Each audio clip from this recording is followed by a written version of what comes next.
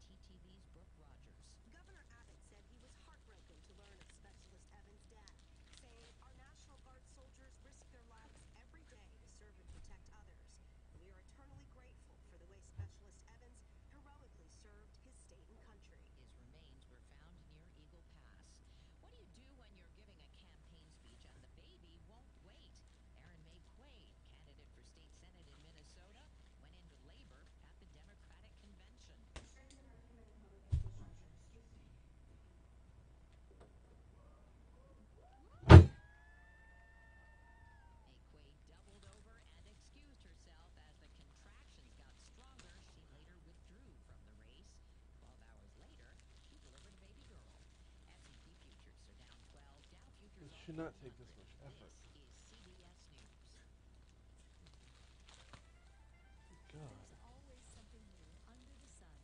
This is quite the opening to this show right now. Just watching you, you were chugging along for about a minute and a half on that book. It's glorious. Spy in plain sight. Oh crap! When do I have this interview?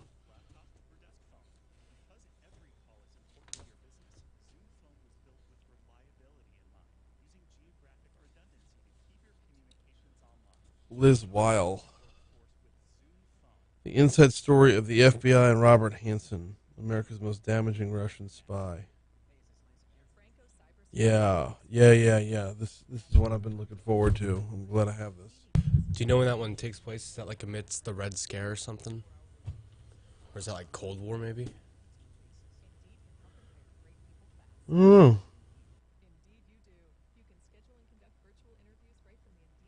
I would guess so.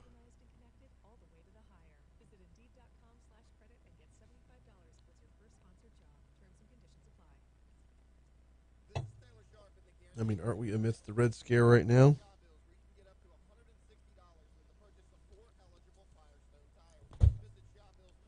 Robert Hansen, 2 S's. Okay.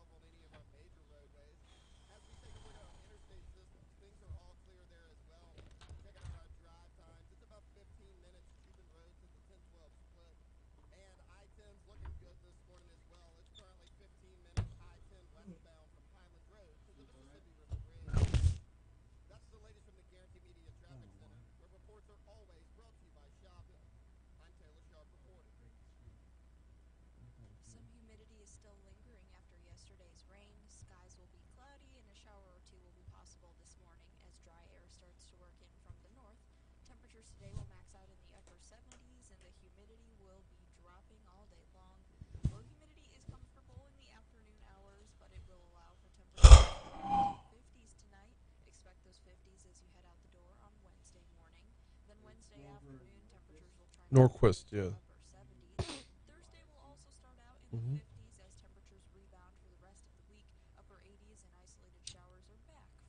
An American former FBI double agent who spied for Soviet and Russian intelligence services against the U.S. from 1979 to 2001.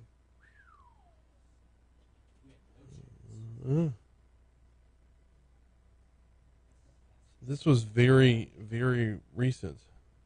Crazy. know.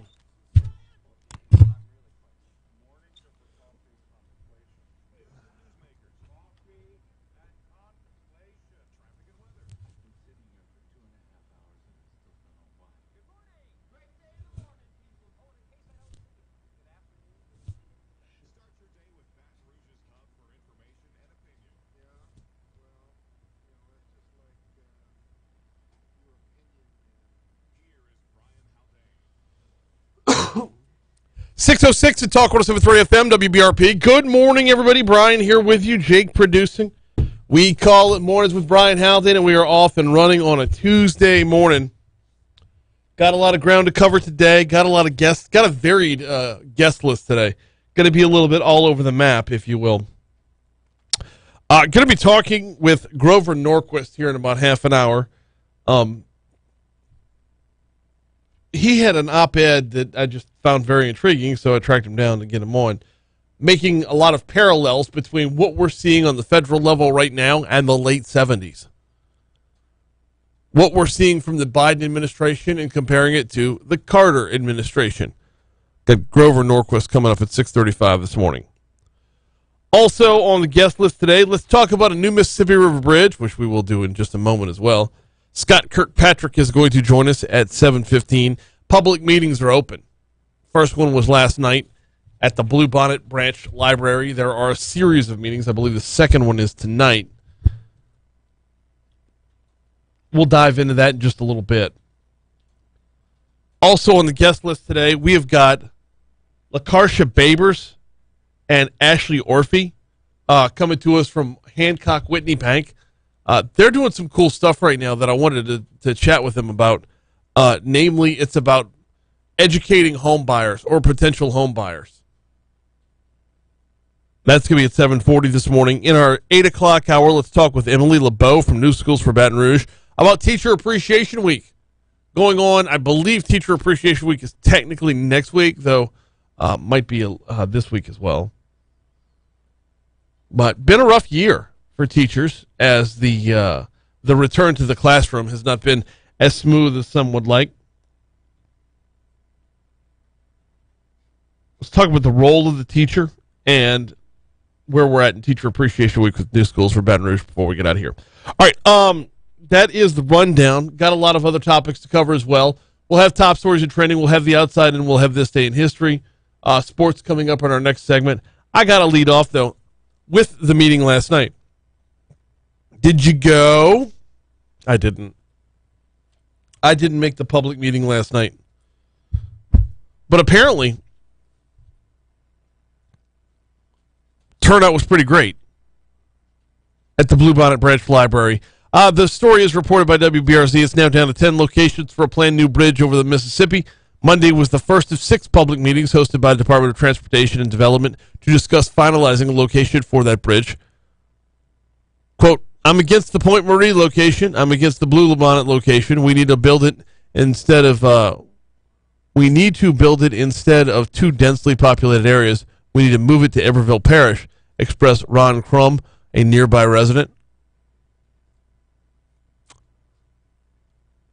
There were also a number of people at the meeting who didn't necessarily mind the location. They just want to get the process going. Quote, I think it's past necessary at this point. I don't have a personal choice, but it looks like what may be practical is definitely within the options that are left. Oh, that was Troy Villa, who, as soon as I open YouTube, likely going to be there. But I want to ask a couple questions, and I'd like your feedback on YouTube throughout the show today. And we'll be touching on this throughout, like a number of different segments. Number one, do you have a preferred location? Of the 10 that are out there, do you have one that's your absolute favorite? Number two, do you show up for meetings like this? Because the feedback I'll get every time I ask a question like that is, it's pretty 50-50. Yeah, if you want to make a difference, you need to show up. And the flip side is that cynical end of, well, they're going to do whatever they're going to do, so why bother? Well, what about you? Let me know on YouTube. It's Mornings with Brian Haldane on YouTube. Go ahead and subscribe while you're there, if you don't mind. And we'll be talking about the bridge at further length coming up at 7:15 when Scott Kirkpatrick joins us. follow up on the meetings themselves. Had one last night. Tonight, St. Gabriel Community Center, 5 to 7 p.m. All of the meetings are going to be 5 to 7 p.m., by the way. So tonight, St. Gabriel Community Center. Tomorrow night, the Addis Community Center. Thursday night, the Donaldsonville High School Gym. And then Monday, May 2nd at the Lamar Dixon Expo Center Banquet Hall. And then Tuesday, May 3rd, the Carl F. Grant Civic Center to close out the public meetings. Do you normally go? Do you feel it can make a difference? Are you one of the ones that gets involved in the civic process by allowing your voice to be heard in situations exactly like this? Let me know up on YouTube. All right, we got to take a quick break. When we come back, we're going to talk sports. LSU baseball's back at it tonight. The Pelicans are back at it tonight. Softball's back at it tonight. It's all coming your way next. Before we take that break, though, got to remind you about the folks over at Mathern's. They've got 2 locations. Yes, they're downtown on 3rd Street. But I love telling you about the campus location with so much going on. There's never a reason not to know that Mathern's is there for you. The Nicholson Gateway Shopping Center is right across the street from Tiger Stadium. The Nicholson Gateway Shopping Center is right across the street from where Garth Brooks is going to be playing this Saturday night. And a lot of folks, thousands upon thousands of folks, are going to be tailgating for that event. Well, if you're tailgating, you need to swing by, grab some beers. Tailgate, need to swing by, grab some snacks, grab a whole tray of food. You're going to get it from Mathern's. And oh, by the way, it is a full-service grocery store. Yes, they're downtown on 3rd Street, but they are also on Nicholson in the Nicholson Gateway Shopping Center. Download the Mathern's app today. And, well, one of the many things that's come out of COVID is the level of convenience with having your groceries brought out to you. Yes, they're still doing that. Yes, you do your shopping before you get there. You pull into the parking lot. They bring it right out to you, and you're done. Boom. Just saved you an hour out of your week. Mathern's in the Nicholson Gateway Shopping Center. Yeah, they're on campus, but they're not just for students.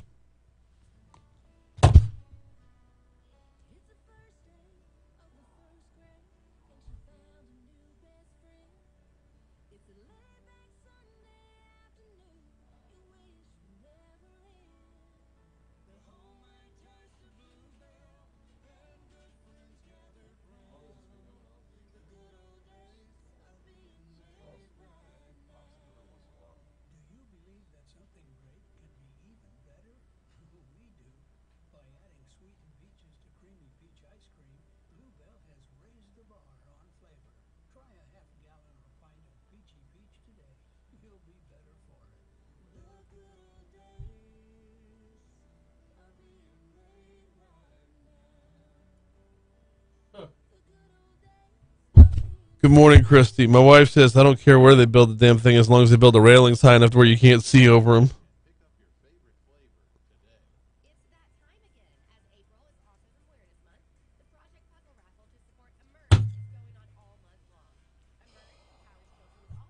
Another day without a television in here. Bo is out right now.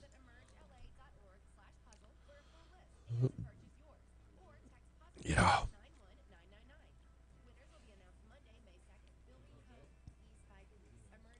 Jay Parker? No.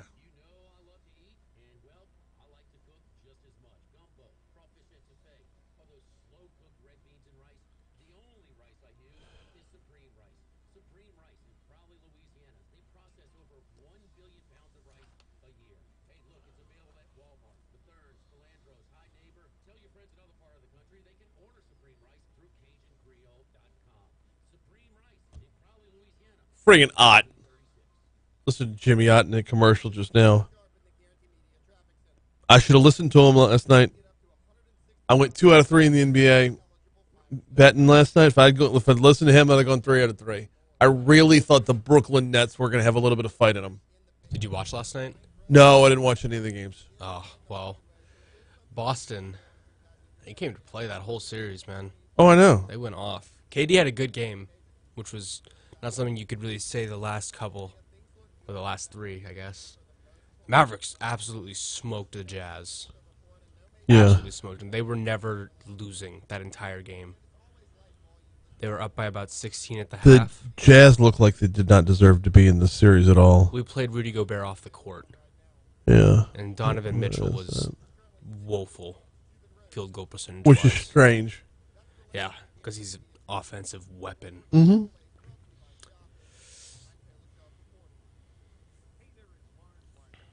I am not showing a softball game tonight. Huh. Yeah, there it is. All right. Yeah.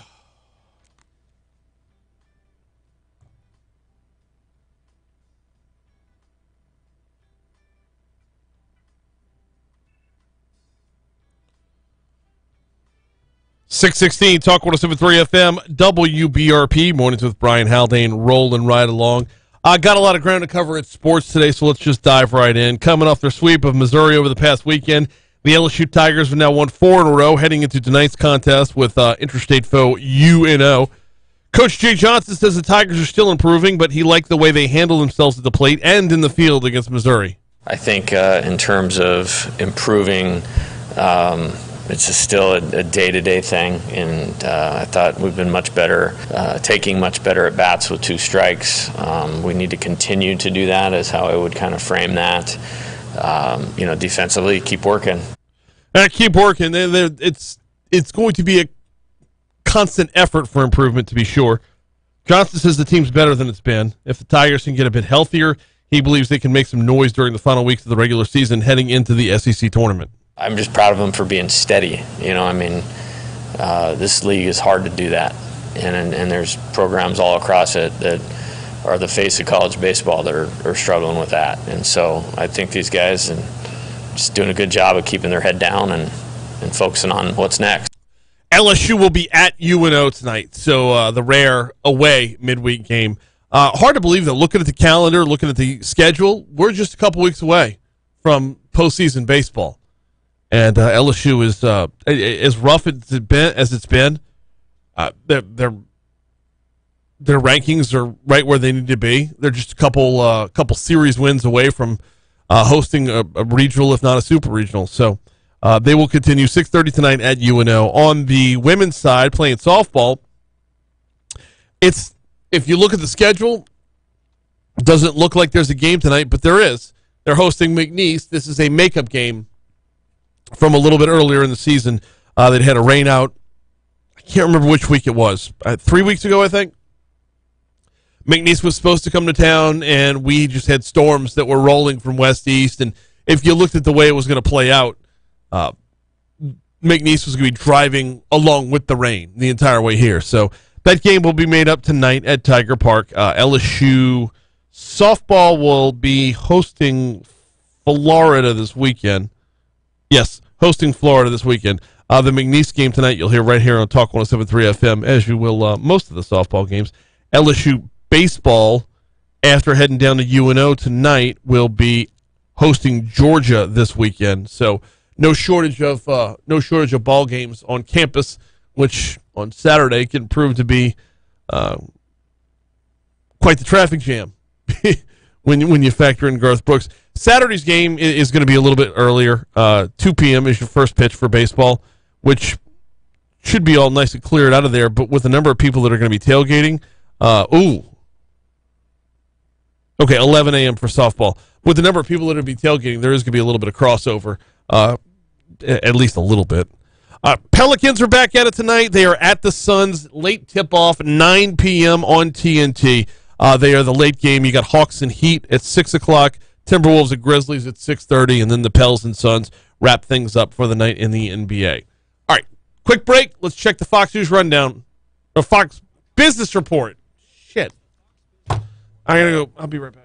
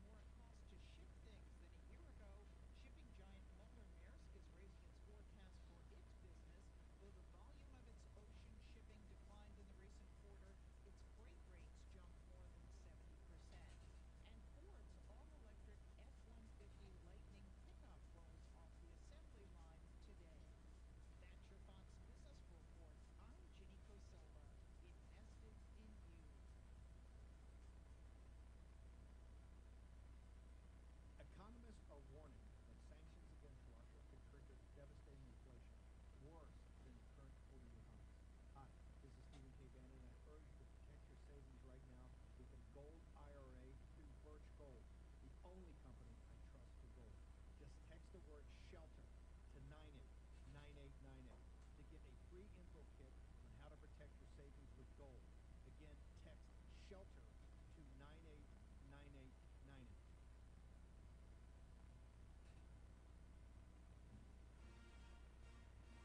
Hello, everybody. This is Chris Blair, and this is your LSU update brought to you by LSUshop.net. LSU baseball headed down the backstretch of the SEC regular season here in 2022 as they host a three-game set with Missouri beginning Thursday evening at Hancock Stadium. Missouri and LSU get together Thursday evening, 7 o'clock. First pitch, then on Friday, first pitch 6:30. Then an early start on Saturday. LSU and Mizzou conclude the series with a 12 noon first pitch. Get your tickets now for LSU and Missouri, Hancock Stadium this weekend at LSUtix.net. Catch all the action right here on the LSU Sports Radio Network. Visit LSUshop.net, your first-stop shop. So anybody tuning in right now, I'm curious, did any of y'all catch some NBA playoff action?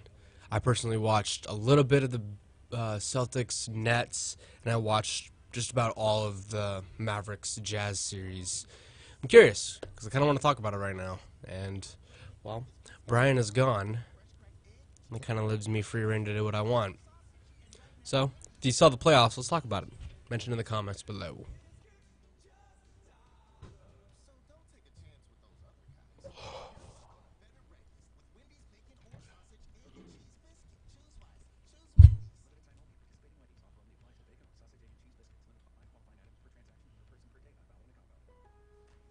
Your happiest spring starts with Lowe's, because Spring Fest is happening now to help get you everything you need to celebrate the season. Come on into Lowe's and save on select appliances. Right now, you can get free basic install via rebate with purchase of select items $5.99 or more. We're celebrating spring with more fun and more savings. Create a season full of happiness at Lowe's. Home to any budget, home to any possibility. Excludes Connecticut and Rhode Island. Appliance offer restrictions and other fees may apply. See store for details while supplies last. This is Taylor Sharp in the Guarantee Media Traffic Center. Brought to you by Shaw Bills, where you can get up to $160 to purchase a 4 eligible Firestone tire. Visit Shaw Oh, I got 2 weeks to read this. She's not on until the 17th of May. Right, 3 weeks. Yeah. However, this time of morning and that location, you shouldn't have any major congestion due to this accident. Other than that area, things look good in the Baton Rouge area for the most part this time of morning. No accidents to report and no major congestion of any kind, really. I was driving into work this morning, and it's always light volume this time of morning. However, the volume seemed a little bit lighter than it normally is, so quick drive time. What? Around right now. And speaking of drive, That was half an hour ago, Taylor. Cuban Road to the 10-12 split. That's the latest from the Guarantee Media Traffic Center. Do I? Always brought to you by Shaw Bills. No. Taylor Sharp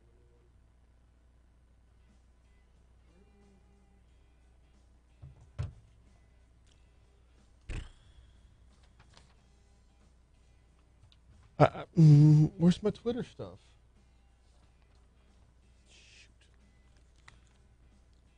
624 Talk 107.3 FM, WBRP, Mornings with Brian Haldane, rolling right along. Getting geared up to talk with Grover Norquist in our next segment. Looking forward to that. He recently penned an op-ed that, how's the headline read? Well, the way the headline reads, Biden broke his promise to Americans. Will they throw him out? And underneath that, it says, inflation took down former President Jimmy Carter in 1980. I want to talk about those parallels. Are we seeing something stack up that would be comparable, to say the least? That's coming up in our next segment.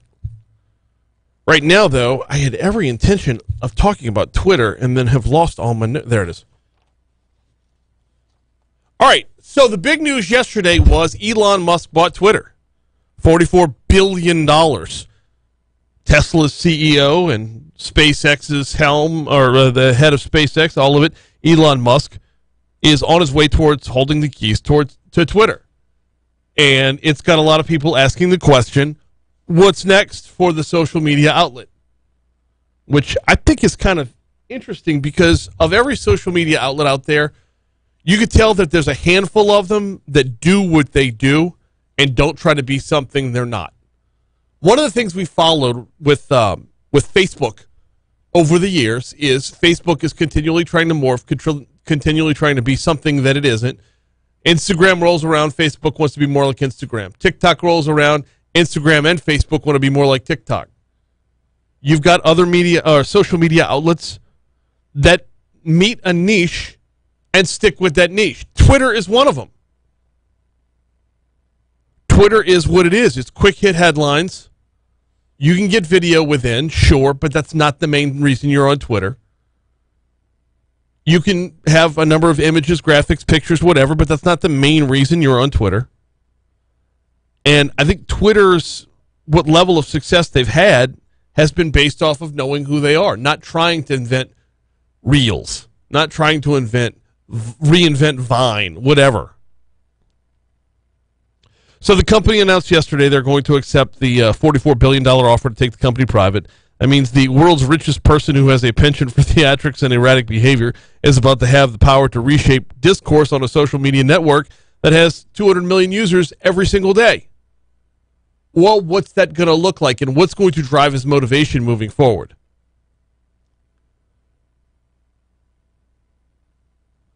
Elon Musk has said that he is a free speech absolutist. And he's getting made fun of a lot, saying that, he's getting made fun of saying he bought Twitter just because he wants to, he bought Twitter because he was being made fun of on Twitter. I don't buy into that at all. I think he bought Twitter because he has a belief that it can be a free speech platform and that it is the public town square. The modern day town square. Musk has come out saying free speech is the bedrock of a functioning democracy, and Twitter is the digital town square where matters vital to the future of humanity are debated. This is where I kind of part ways with his belief on that one. I don't believe you debate things on social media. I believe you shout out your opinion and then retreat within your own echo chamber. You shout out your opinion and then retreat into your own silo and just call everybody else bad names. It's not an exchange or a discourse. It is a one-sided launching point. And Twitter has proven that by banning Donald Trump.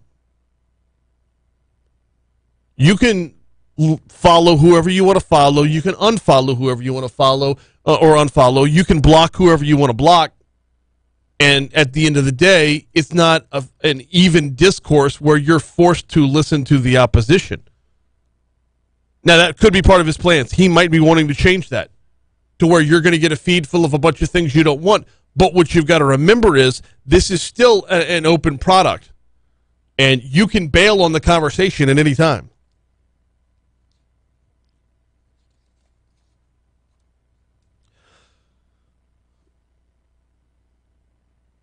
Musk has said that the software that determines what people see and how widely content spreads on Twitter should be cracked open. He supports placing Twitter's algorithm on GitHub, a site popular with programmers for sharing computer code. This is probably the most interesting factor of the whole thing to me.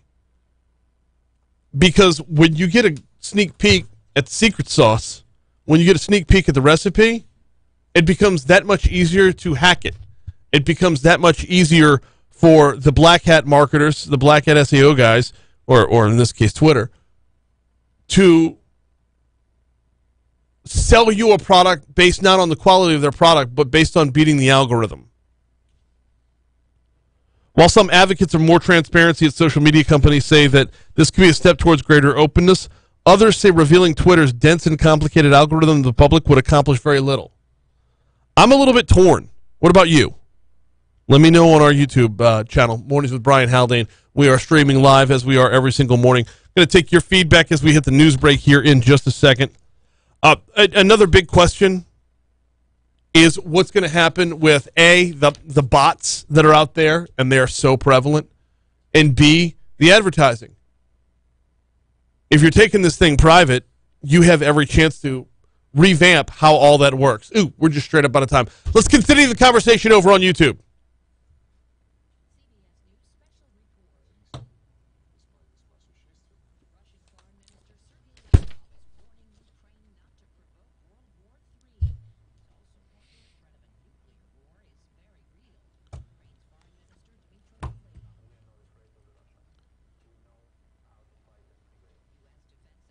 Oh.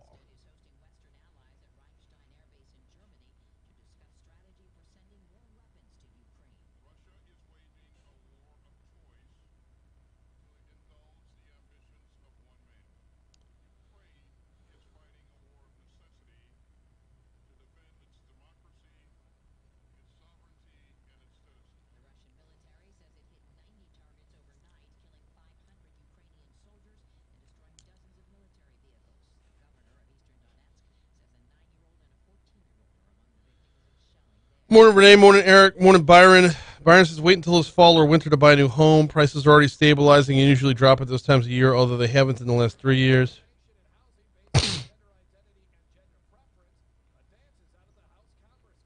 Okay, Byron has the level of cynicism about the public meetings that I was curious about.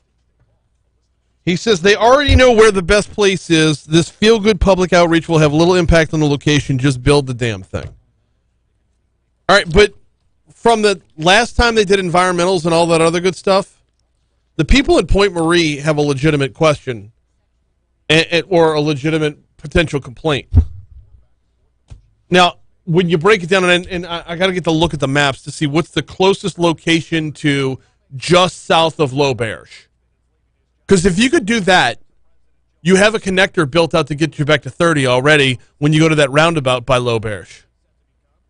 And I'm sure the folks over at LeBeau would want that level of traffic coming in from the other side of the river, which would be beneficial to both sides of the river. That is still East Baton Rouge Parish, though. So if you're looking further downriver, the further downriver that you go, two things happen. Number one, you're that much further away from the hustle and bustle. And number two, you run into having to traverse more wetlands. So.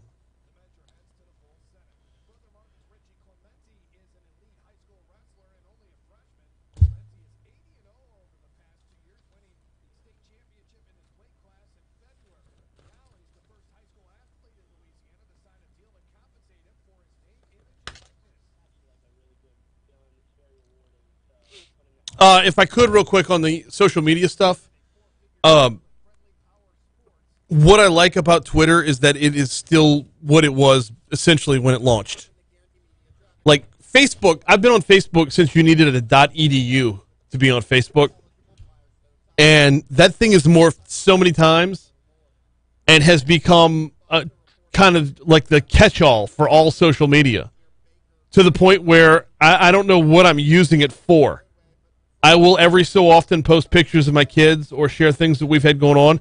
Honestly, the overwhelming majority of my posts on Facebook at this point are memories of previous times I was on Facebook.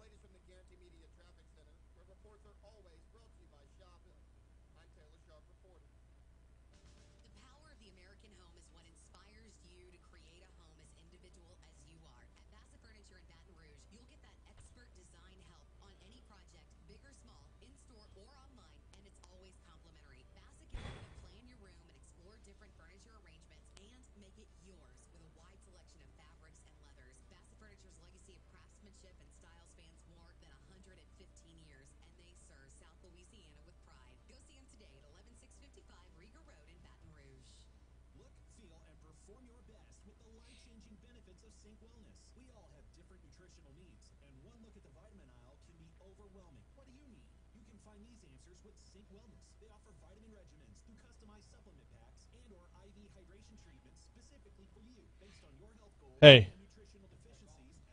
Do I? Yeah.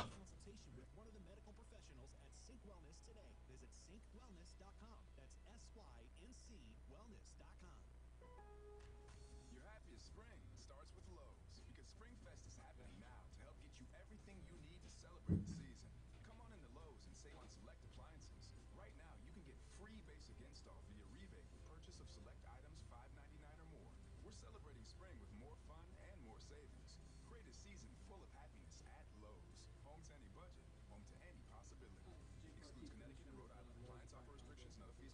See store for details while supplies last.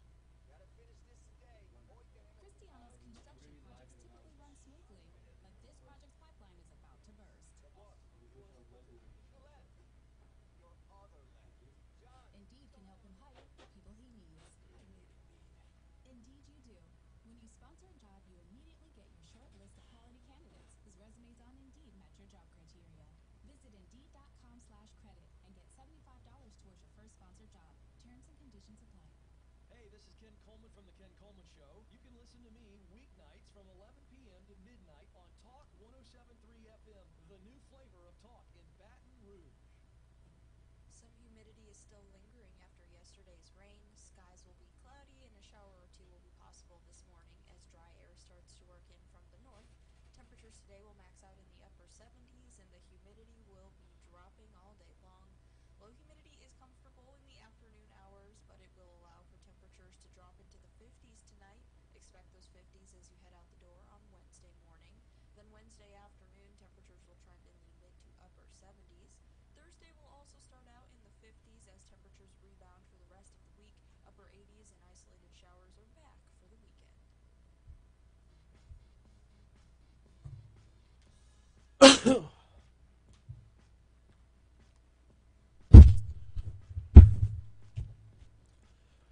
637 Talk 107.3 FM WBRP. The headline at the Daily Caller reads, Biden broke his promise to Americans. Will they throw him out? This is an interesting topic that I love historical parallels.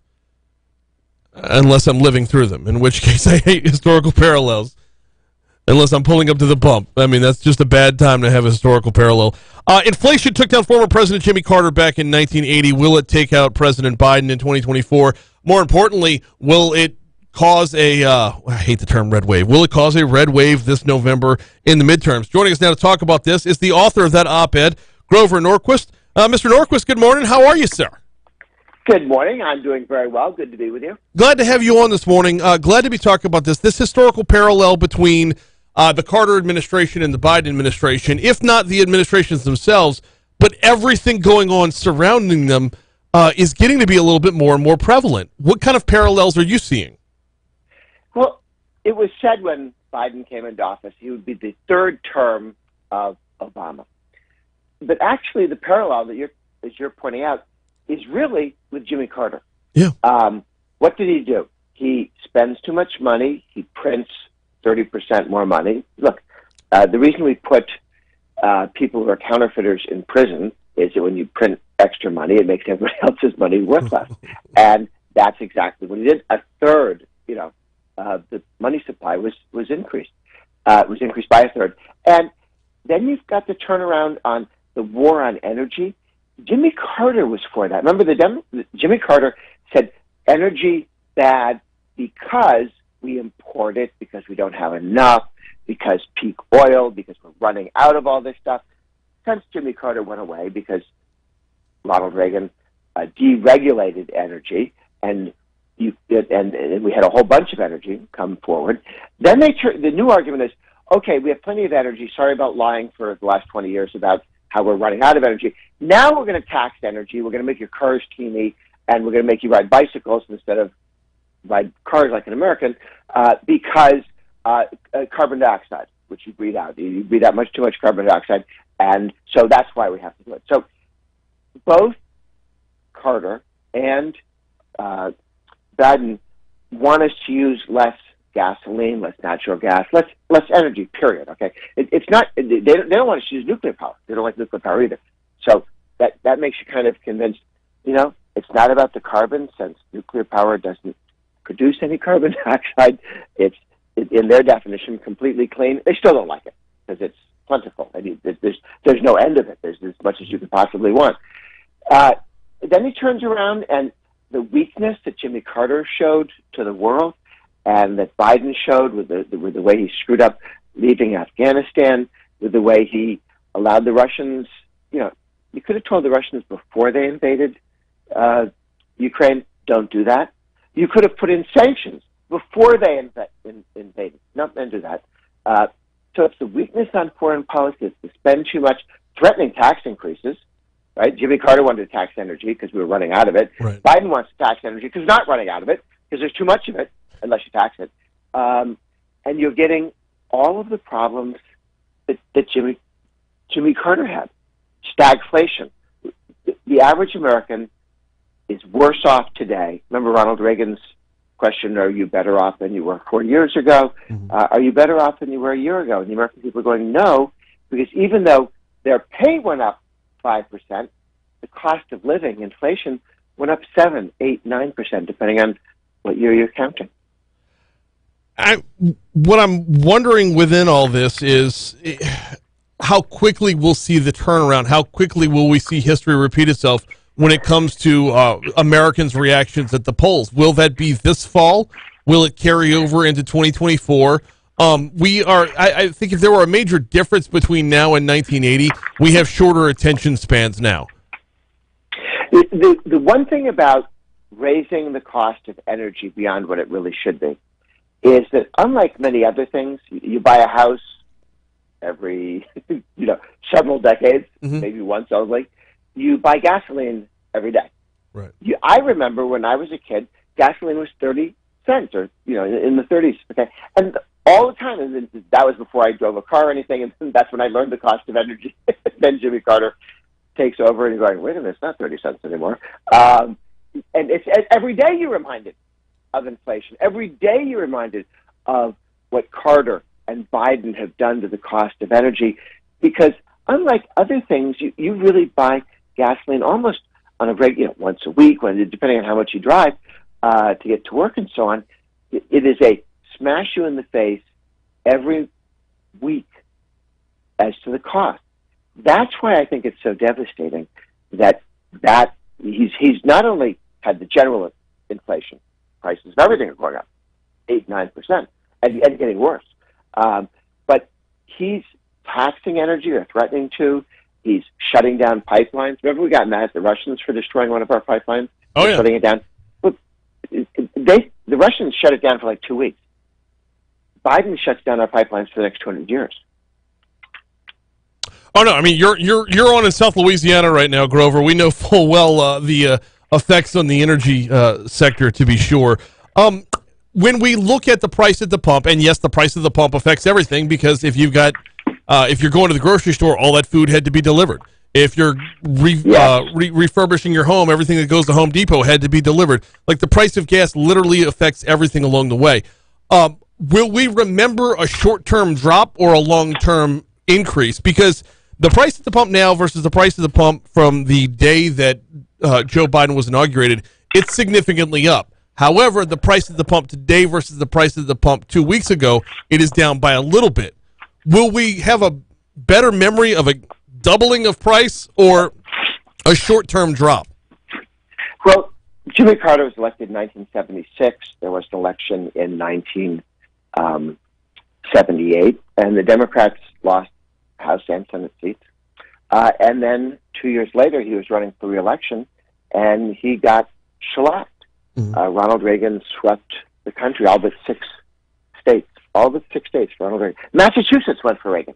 Okay, give you some idea of how blue states can decide they really don't like what's going on here. So there were 2 elections in a row. I mean, and I think that Biden could end up losing the House and the Senate this one election in November.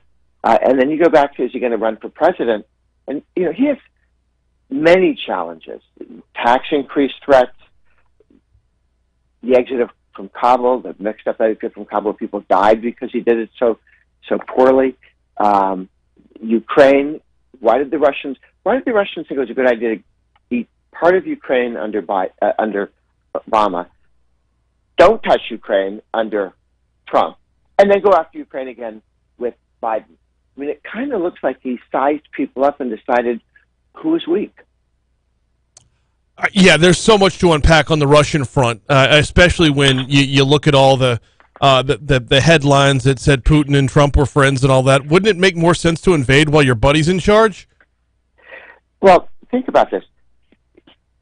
Trump said we're going to dramatically increase our spending on defense. Really, Russia wanted that.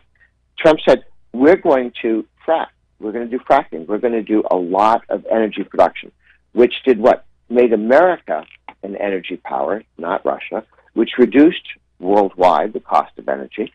Putin had to have been an idiot. I mean, we now know he was funding many of the green groups in Europe and many of the parties, like Le Pen, who didn't like fracking and looking for energy and didn't like nuclear power necessarily, that would make Europe dependent on Russia. Mm-hmm. So that never made any sense at all as a theory. Got Grover Norquist for just another minute here on Talk 107.3 FM, and I greatly appreciate your time this morning.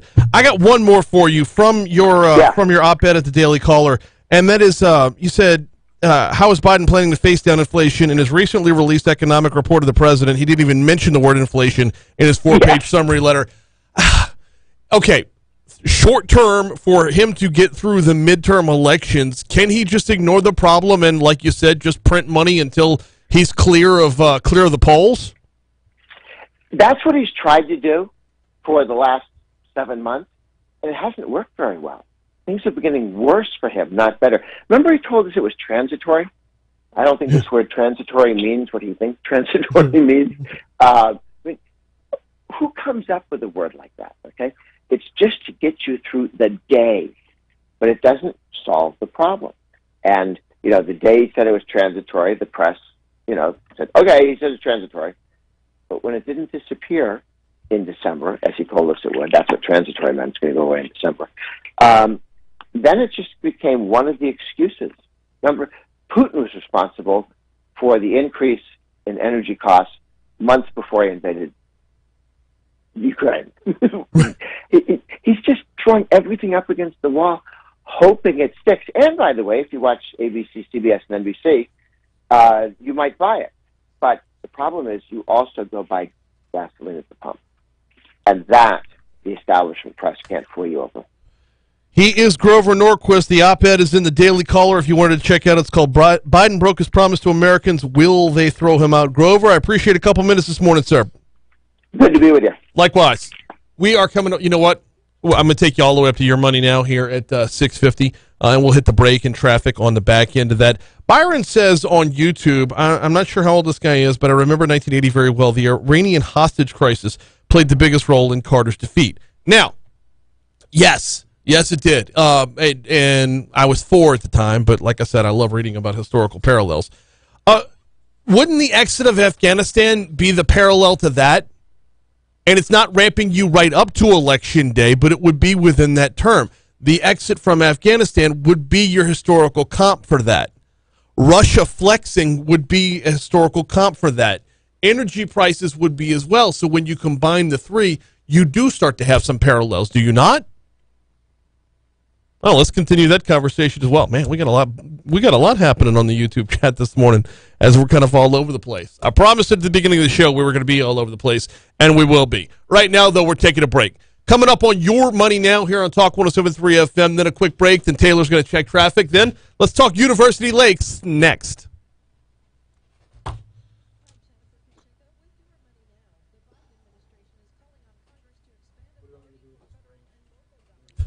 Yeah.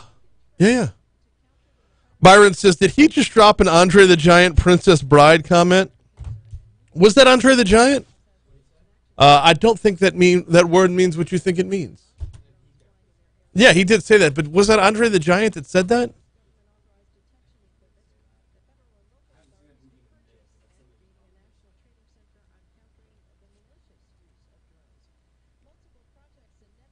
I don't think that word means.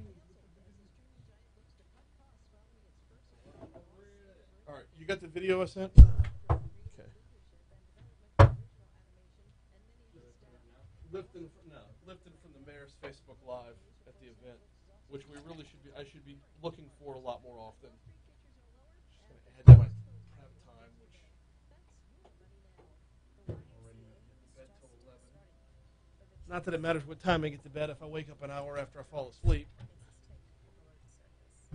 The shit of it is I feel fully rested when I wake up.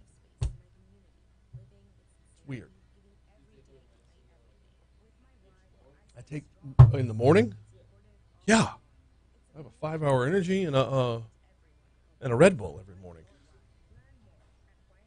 But you're saying you wake up every morning like fully rested. I wake up at midnight fully rested. Jeez. And I lay there. I don't know how that, dude. Gas lines didn't help, said Eric. No, they didn't. Christian says, to be fair, inflation was skyrocketing before he got in there. Of course, he's not making it any better. He's making it worse, but this was a problem long before he took office. In what way was inflation? I mean, okay. Interest rates were about to have to go up to counter a natural increase in inflation. To be completely fair to the current president, getting us through COVID needed to be more important than worrying about inflation. But getting us through COVID, when you print money hand over fist, there are going to be some repercussions of that. Now, managing it on the back end was going to be the hard part, because that flies in the face of progressiveness. By its very nature, something that's progressive is going to lead to radical change. And that's what we're seeing with gas prices right now. And I say that without holding either party accountable.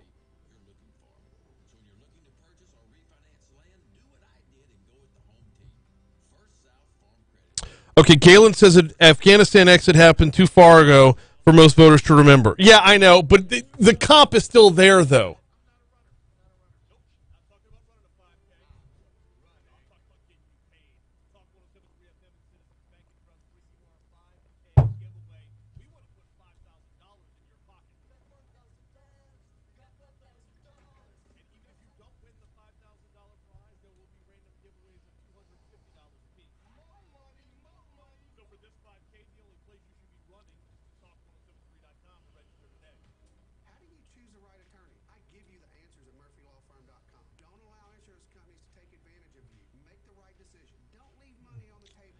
Galen says, please explain prior high prices. Gas costs were low on Trump's watch. Food, etc. were low, too.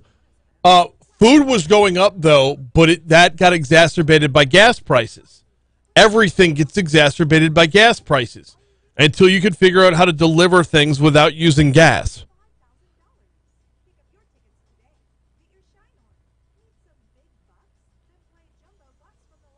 Look at the data. Well, I can make the data say whatever I want it to.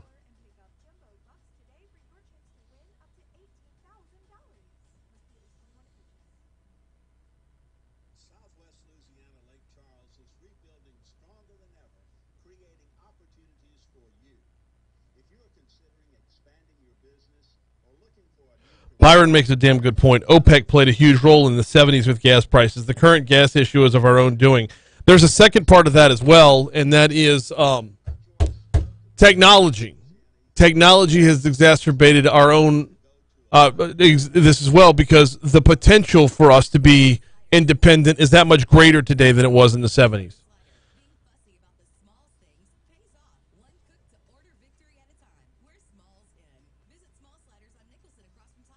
The last president wanted to give everybody $1,000 checks too. Yeah, and he did. And you could do that once, or you could do it 5 times. What's going to be worse for inflation? Giving everybody $1,000 check, or giving everybody $1,000 check 5 times?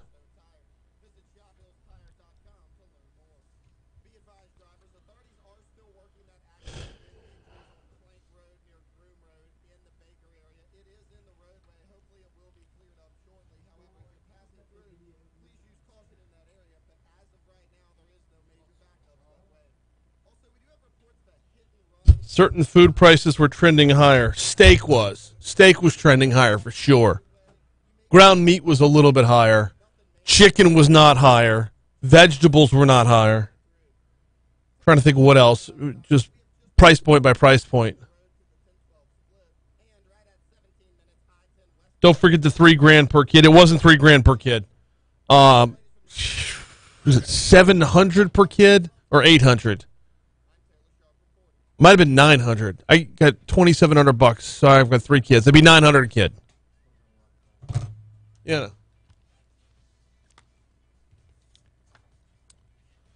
656 Talk 107.3 FM WBRP. On April 25th, Governor John Bel Edwards, Mayor President Sharon Weston Broom joined fellow University Lakes Projects partners to share an update on the restoration of the 6 lakes surrounding LSU's campus.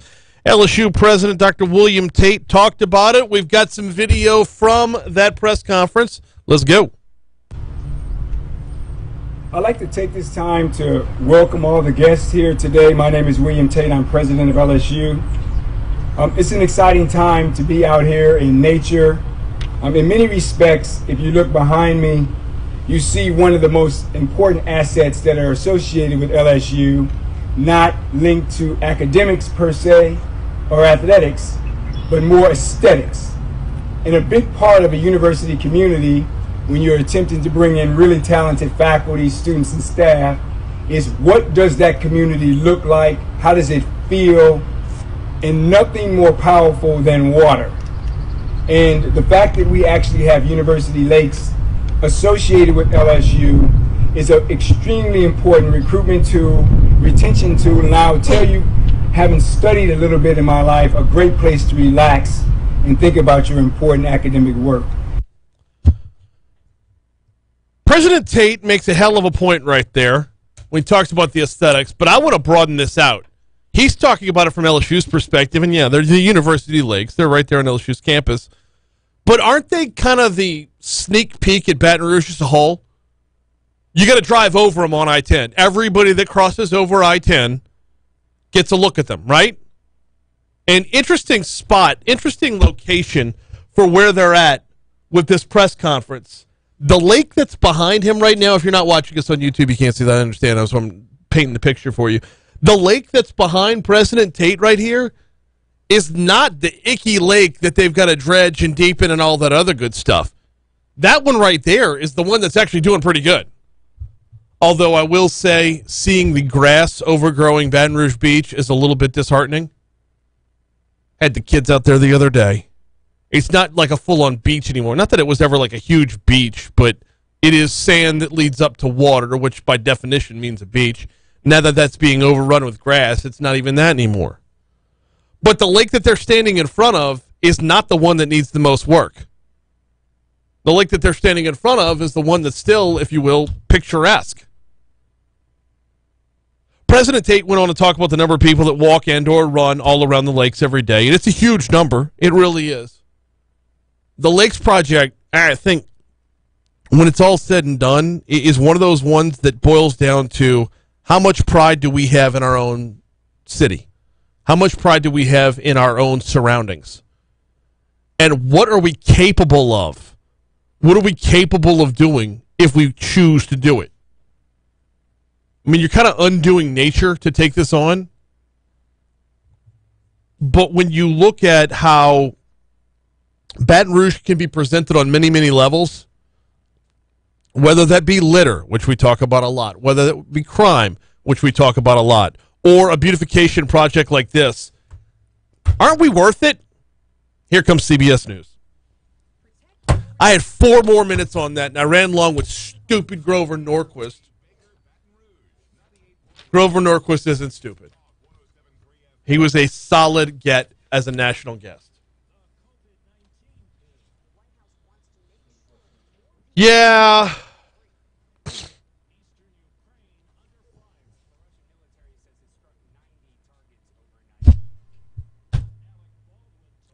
Byron says beef increases are largely a part of the drought in the West, but most chalk it up incorrectly to inflation.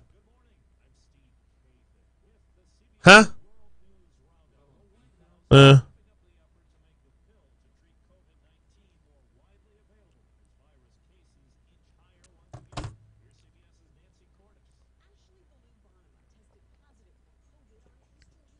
I honestly thought the rise in beef prices were just demand. When everyone's eating beef, you raise the price of beef.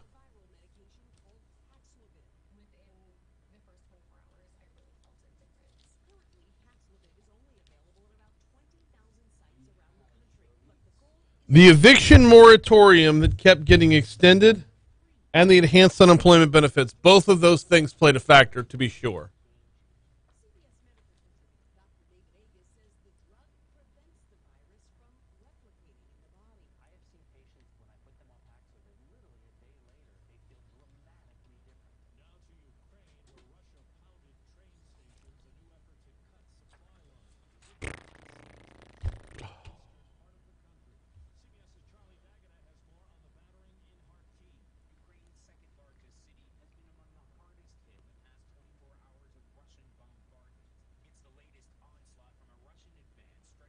Oh, man, what am I going to do without a 15-minute break in the middle for Medical Monday today? That was quite the reprieve yesterday. Because Medical Monday was pre-recorded. I got to, leave for a minute.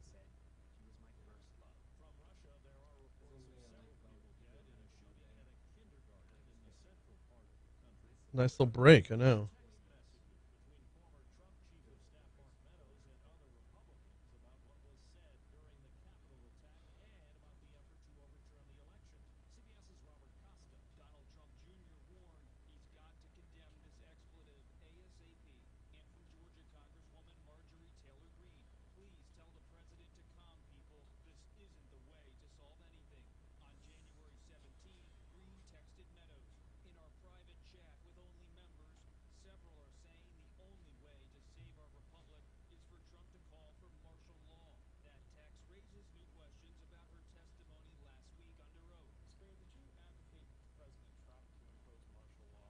So Grover Norquist, I'm surprised if somebody had asked. I don't know how old this guy is. Whoever said that, he's been in the news for quite some time. You might remember back in the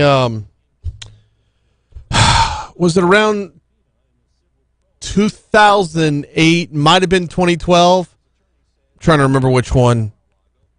Remember when the Tea Party started? He was the guy behind the No New Taxes pledge. And he wanted politicians all around the country signing his pledge, which really put us down a bad path. It was a good idea that was just a good idea in theory and had zero place in actual execution. And if you were a local politician or a statewide politician who didn't commit yourself to a stupid pledge, then you'd be outed and you'd get outflanked from the right in the next primary. It's really when we started to hear the term rhino pop up a lot. It was a bad time for our party. Let me pull up his Wikipedia. He created Americans for Tax Reform as well.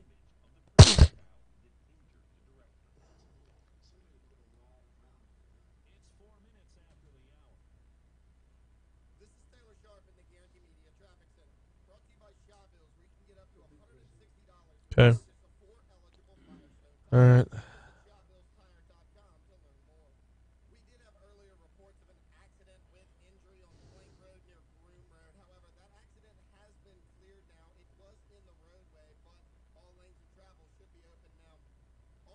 It was the 2012 elections. Prior to the November 2012 election, 238 of 242 House Republicans and 41 of 47 Senate Republicans had signed the Taxpayer Protection Pledge, which basically proxies your vote on everything under the sun. And I remember how ridiculous that stuff got.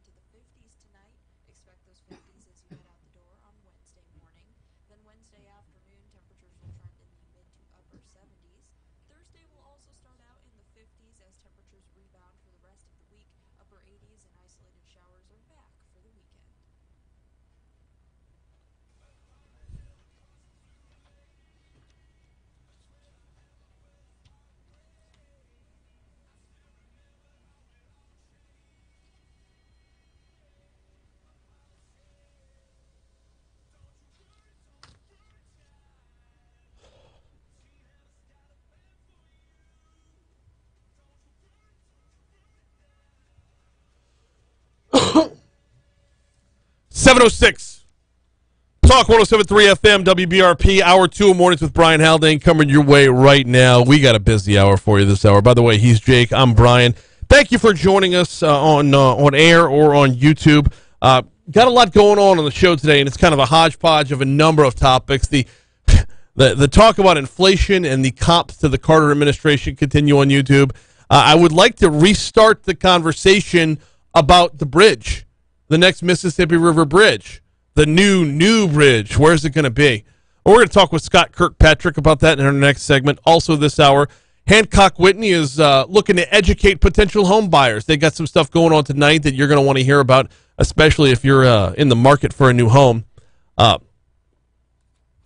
LaCarsha Babers and Ashley Orphy are going to join me at 7:40 to talk about what's going on with Hancock Whitney, what they've got going on, and a little bit about just buying a home in general. It has changed greatly in recent years, and we're going to dive in. That's at 7:40. Right now, though, nope, not right now. 60 seconds from right now, we're going to have top stories in trending. Every day, the folks over at Complete Collision Center bring you top stories in trending. Today is no different. Love telling you about Complete Collision Center because they do it a little bit different over there. A lot of times you'll find a body shop that advertises that we get you back on the road quickly, or we're going to be your cheapest option around. Well, Doug and his team over at Complete Collision Center, yeah, they're going to get you back out on the road in short order, to be sure, but they are not going to sacrifice safety along the way. They've got the iCar Gold Class certification at both locations of the Complete Collision Center.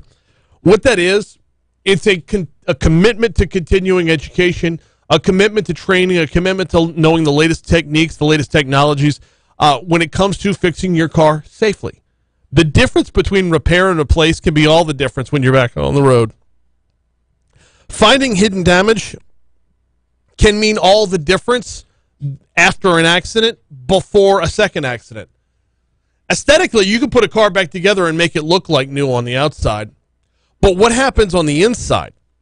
Hidden damage means damage to redundancies and safety features, crumple zones that are built into your car to protect your family. If those redundancies are compromised and not fixed, you are that much at risk of physical harm the next time you're in an accident. It's not about making your car look pretty to get you back on the road. It's making your car safe to get back on the road. 768-9898 is the phone number, 768-9898, or CompleteCollision.com. Don't let who you choose to repair your vehicle be your second accident. Check out CompleteCollision.com. All right, time for top stories and trending. Let's get it.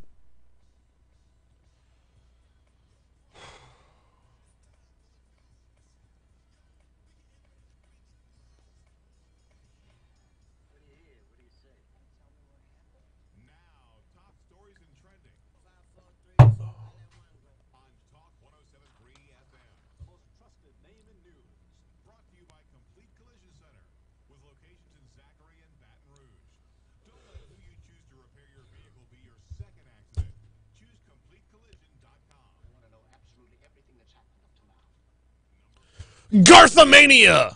Is that a phrase? Can we call that a phrase? Can we make that a phrase? Garthamania? At the end of this week, Tiger Stadium will be packed to the brim with tens of thousands of fans singing along with Garth Brooks. A good portion of those fans will need a place to stay when the fun is over. As a result, Paul Larigo, president and CEO of Visit Baton Rouge, says it'll be nearly impossible for anyone to find a last-minute hotel room anywhere in the city. Quote, my initial research on kayak and those types of engines are that the hotels that are left are very, very pricey, and even short-term rentals look to be booking up too. To add to the mad rush for lodging, this is the first weekend of Jazz Fest down in New Orleans, along with Festival International in Lafayette. So you're looking at New Orleans, Baton Rouge, Lafayette, all being booked up with music over the weekend this weekend. Arrigo thinks this weekend could potentially inject over $1 billion into the local economy. Might be the biggest 2 days for visitation revenue in the history of Baton Rouge. $1 billion! Hundreds of people visited a 5,000 square foot, $1 million home in the Oak Brook area of Baton Rouge over the weekend during the Parade of Homes, but at least one of them was a crook. WBRZ's reporting, quote, it's very disheartening to know somebody came in, cased the place, and did things to where they could get back in at a later time, home builder Chip Blair said. Blair said at least one prospective home buyer who paid to tour the home was not looking to buy, but to steal. Long and the short of this, along the Parade of Homes, a thief broke in after the fact, stealing smart TVs, tools, and a whole bunch of other stuff as well. The home will be repaired, ready for this upcoming weekend's Parade of Homes, as if nothing had ever happened, but the damage has already been done. Oh, my goodness. This happened just around the corner yesterday morning. Firefighters responded to an explosion late Monday morning caused by a gas leak that ignited when on-site construction crews lit a torch. This was over at St. Agnes Church. Baton Rouge Fire Department said the blast damaged the kitchen and cafeteria areas of St. Agnes. 2 construction workers were taken to a local hospital and reported to be in stable condition. Now, those familiar with St. Agnes, I should have as a qualifier here, I'm told this isn't the soup kitchen. This isn't the kitchen where they distribute food to the needy every day. This was a separate vacant portion of the building. Doris Johnson lives next door to the church. She described the situation as frightening. She says she not only heard the explosion but felt it too. Quote, the whole house shook. I was in the back getting dressed. It felt like a bomb or someone had hit my house. She says she knows some workers at the church and is thankful to hear that everyone's okay. Investigators on the scene evaluated the damage to the building. They said it was so severe that the building itself is a total loss.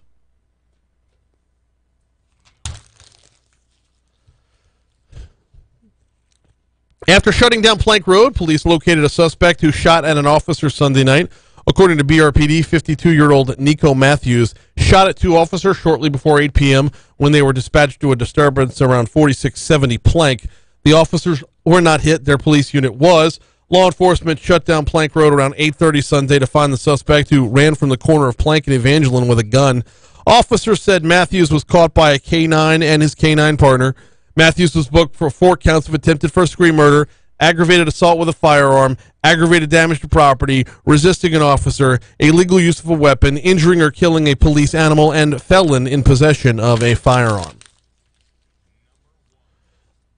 Yesterday, state and parish officials discussed the first steps in the long-awaited restoration project of the LSU Lakes. We talked about it in our last segment. During the news conference, Governor John Bell Edwards, Mayor President Sharon Westenbroom, they announced Phase 1 of the University Lake project. They announced the phase is fully funded.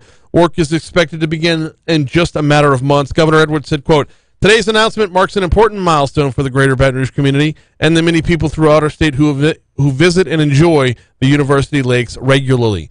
So the project is going to increase the stormwater retention capacity of the lakes and reduce flood levels in surrounding areas during rain events.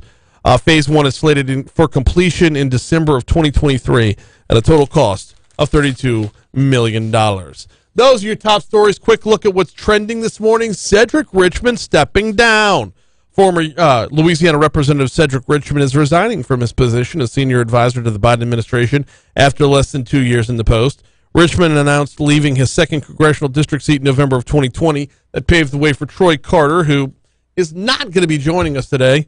He'll be back next week.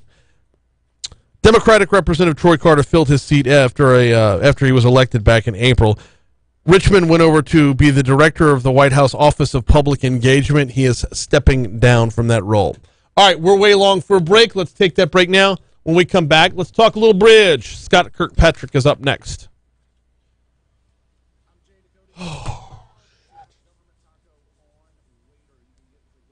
Can I add another topic to the conversation on YouTube? Is Cedric Richmond about to be the front runner on the Democratic side to run for governor?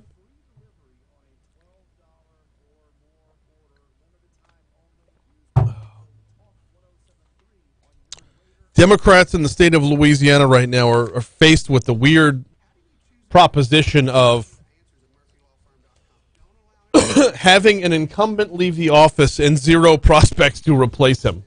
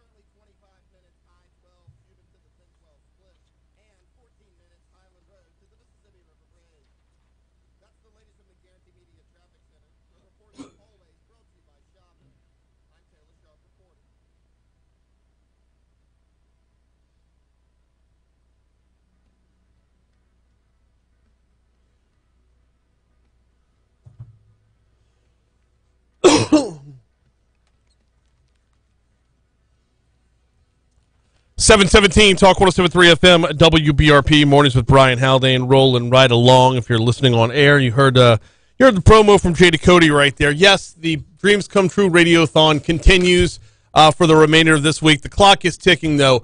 We still need your help. If you could, visit talk1073.com, click on the Dreams Come True tab, and then once you're on that tab, click your way through to donate. Dreams Come True, we team up with them every single year, and there are a number of local businesses who are helping a local organization help local children. Dreams Come True grants dreams for local children who are just fighting life-threatening illnesses. And the work they do is beyond phenomenal. And your money, it makes a very direct impact. I made my donation on Friday. You can get yours in as well as the clock winds down on the Radiothon this week. By the way, I told you about Complete Collision Center in our last segment. Yeah, they're one of the corporate sponsors as well. They're one of the corporate partners helping out with the Dreams Come True Radiothon, and you can as well. Don't think there's such a thing as an amount that's too small to donate. Of course, nothing's too big either. But it starts by going to talk1073.com and clicking on the Dreams Come True tab. All right. Public meetings got underway last night at the Bluebonnet Regional Branch Library, talking about a new bridge. Joining us now to talk about said bridge, Scott Kirkpatrick. We've had him on a number of times. I can't go to the well often enough. Scott, welcome back. How are you, sir? I'm doing great. Thanks for having me back. No, I love having you on here. Love the progression of the conversation as well. Before we get into the public meetings and the kind of feedback that y'all are garnering, I want to move it over to the legislative session for just a second because we're getting a mixed bag of information out of the legislative session as to where we're going to be with funding this thing. From your perspective, what are you seeing? Yeah, so, and listeners may be familiar, the governor had suggested $500 million be put towards the new bridge, a tremendous commitment, and so we've been working with the legislature on that commitment. The great thing is it's a big number. The challenging thing is it's a big number, too, that everybody wants to get their hands on. So I think at the end of the day, I think the Capital Region leadership is going to take care of us.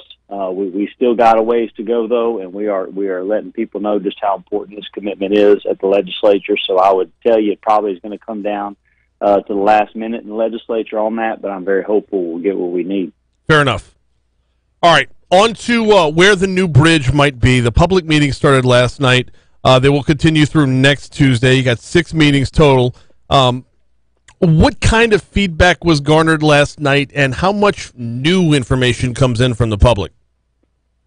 Yeah, so I did go by. It was a healthy crowd. I think over 300 people went to the Bluebonnet Library. The setup at these meetings is kind of such where you kind of walk around the room. You have different exhibits there, and they have people staffing those exhibits. You can ask questions. You can also kind of put your comment cards in and also kind of watch a little movie of sorts, a short film of sorts, getting information about the bridge. So, look, you heard all kinds of stuff. Last night, certainly the people in that area where one of the locations could be, obviously were voicing their opinions about whether that was good or bad.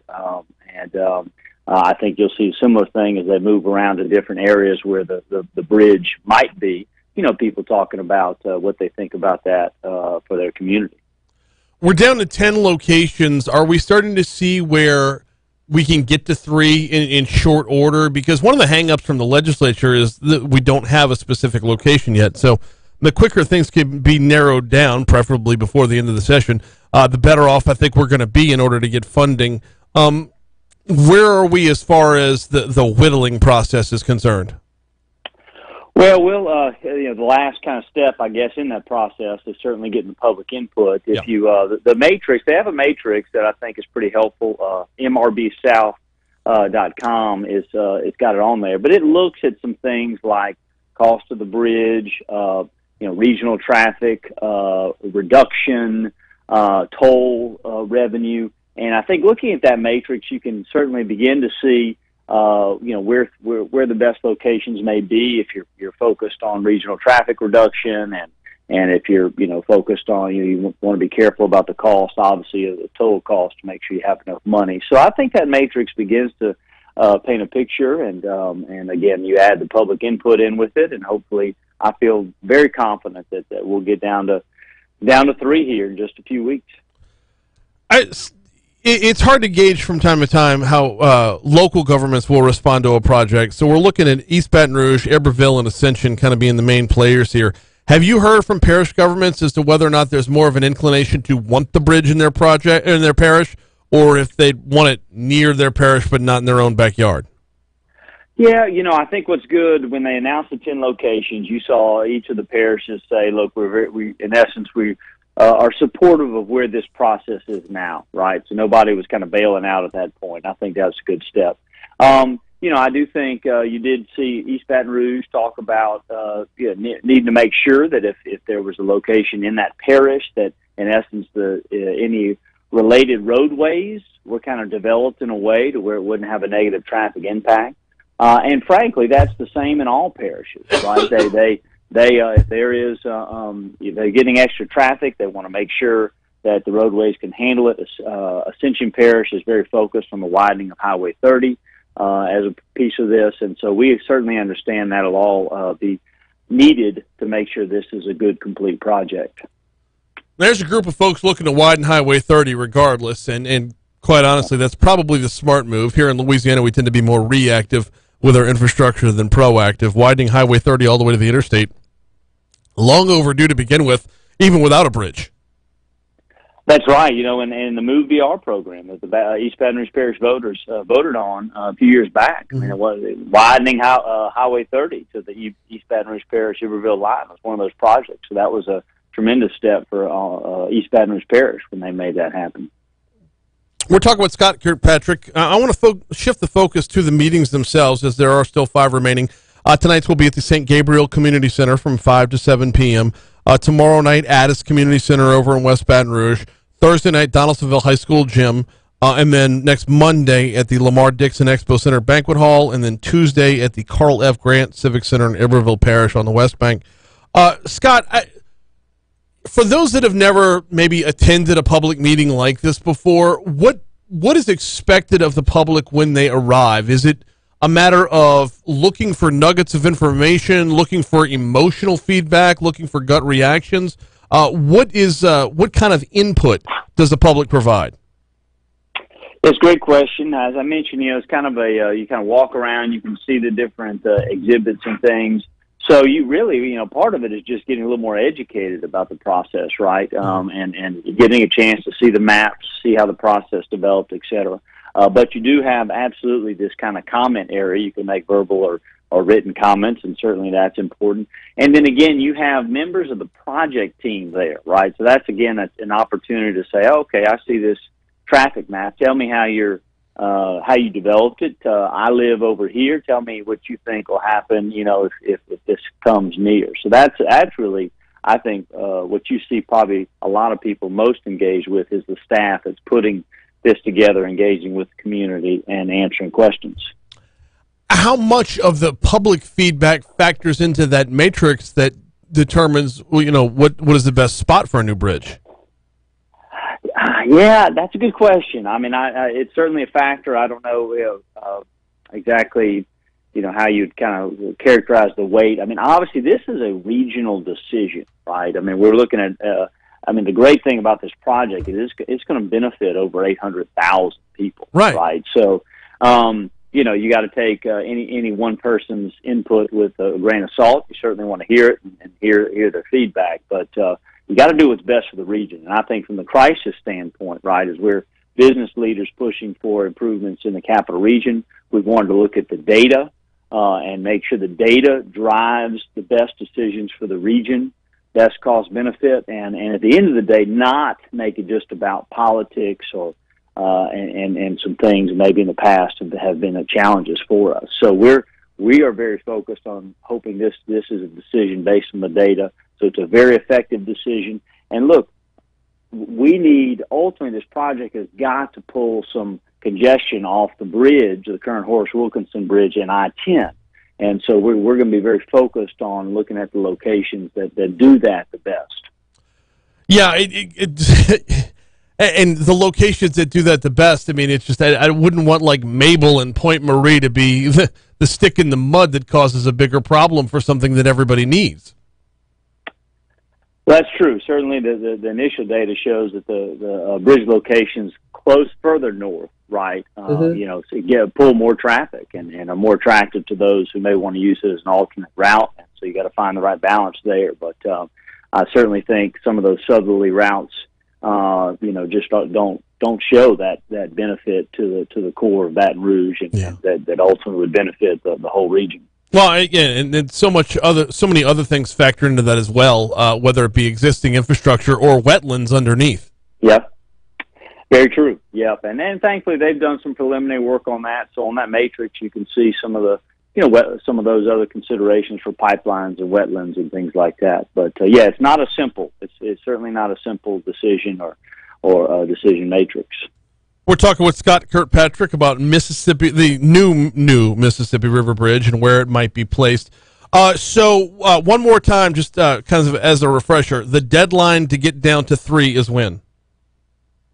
Well, I think they say the public comments close May 14th, and so they really can't make any decisions on that until that deadline passes. But I think they fully expect a week or two after that they will have made that decision, and we certainly have believe that's got to happen in May, because we need to demonstrate to the legislature that this thing is moving along at a good pace. And so I would absolutely think that will happen before the end of May, sometime between the 14th and the end of May. Scott, as an advocate for this, you look at narrowing things down to 3. Is there a part of you that just says, why not just pick one?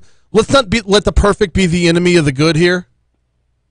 So, great question. I mean, first I'd say it's good to have a backup, right? I mean, you don't want to get, a year, pick one, get a year into the process, and suddenly, you got a major environmental issue you just didn't see on the front end, and the whole, got to start back over. So I don't think having a extra one or two is bad. And the good thing is it doesn't really slow down the whole process a whole bunch. You're going to be doing those analysis if it's 1, 2, or 3.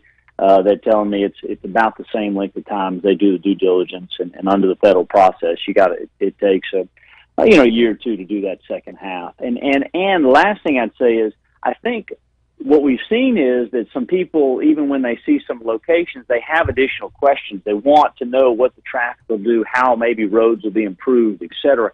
And so I do think once you narrow it a bit, you begin to dive deeper into some of those things and be able to answer those questions, and that may actually impact, how you or what you decide about a certain location. And so I think there's, that's an important process, and what the one location that may have seemed most promising, once questions are answered about a certain second location, maybe that one, rises up as the best. So I think we're very comfortable knowing it'd be 2 or 3 locations in May, and then going hard after those. I think the goal is to increase traffic at the upcoming Barstool Sportsbook over at LeBeau's while not making it harder to get a table at Roberto's. If we can find that middle ground, I'd appreciate it. He's Scott Kirkpatrick. We always appreciate the update, sir. Thanks for having me. Absolutely. Here's CBS News.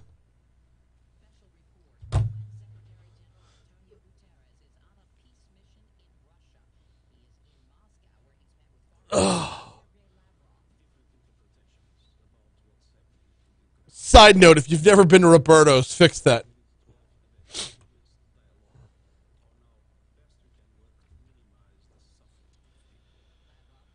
Really kidding? Give us a tour center, cast office. Yeah.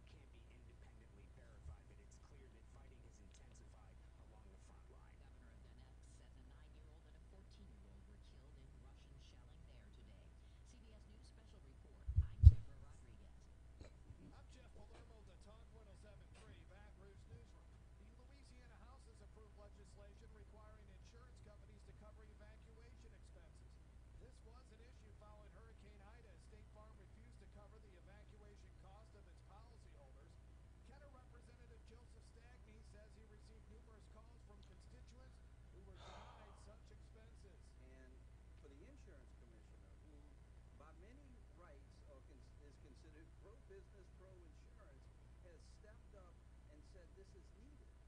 The bill passed on a 68-31 vote and heads to the Senate for further consideration. A bill heading to the House floor would make it illegal under state law to refuse to rent or sell housing to a person because of their sexual orientation and gender identity. Metairie Republican Representative Polly Thomas questioned the need when housing discrimination against LGBTQ Who? residents is already illegal. No, they're on the hotline and the regular line at the same time.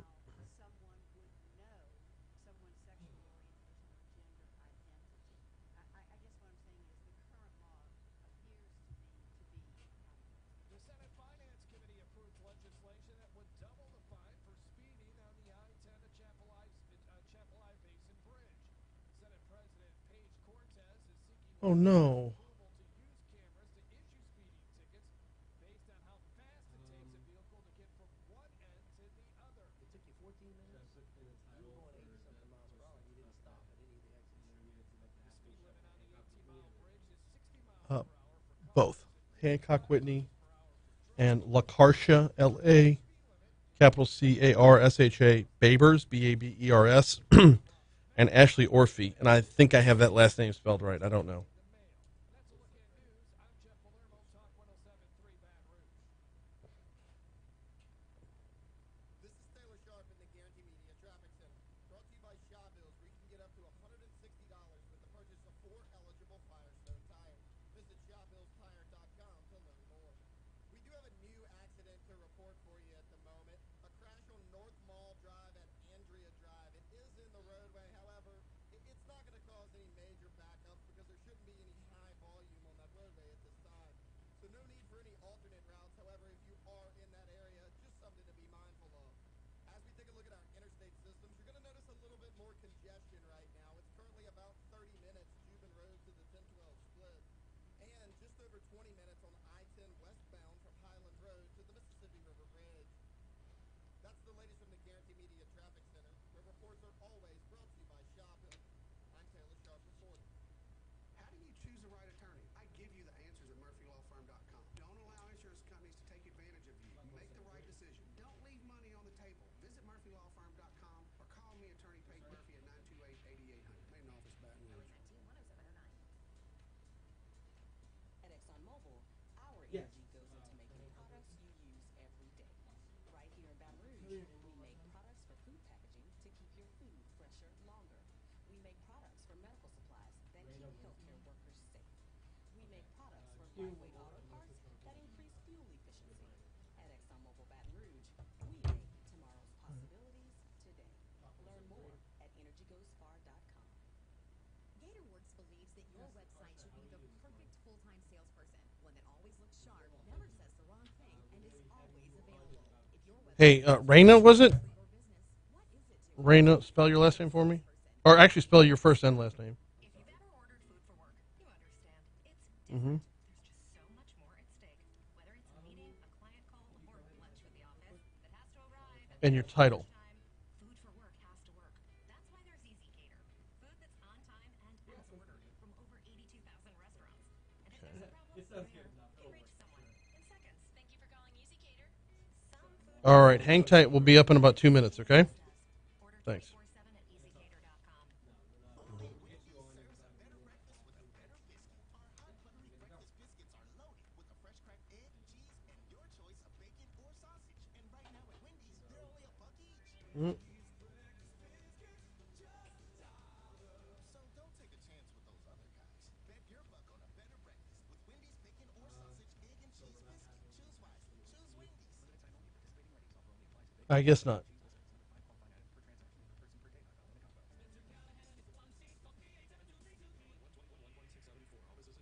Bringing you the news you can use with Brian Kilmeade and common sense for your dollars and cents with Dave Ramsey. Talk 107.3, the new flavor of talk.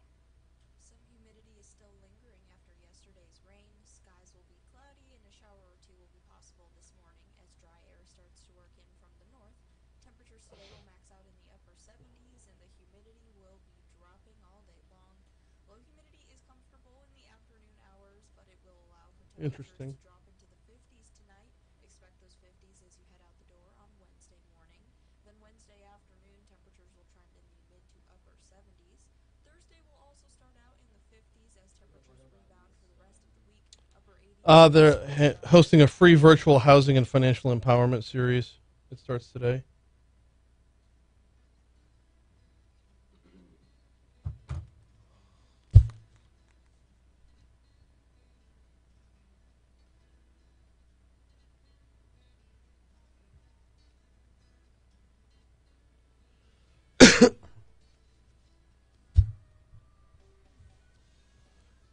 (738) at Talk 107.3 FM, WBRP, mornings with Brian Haldane, rolling right along. So the folks over at Hancock Whitney are doing something pretty cool, and it starts tonight, or today.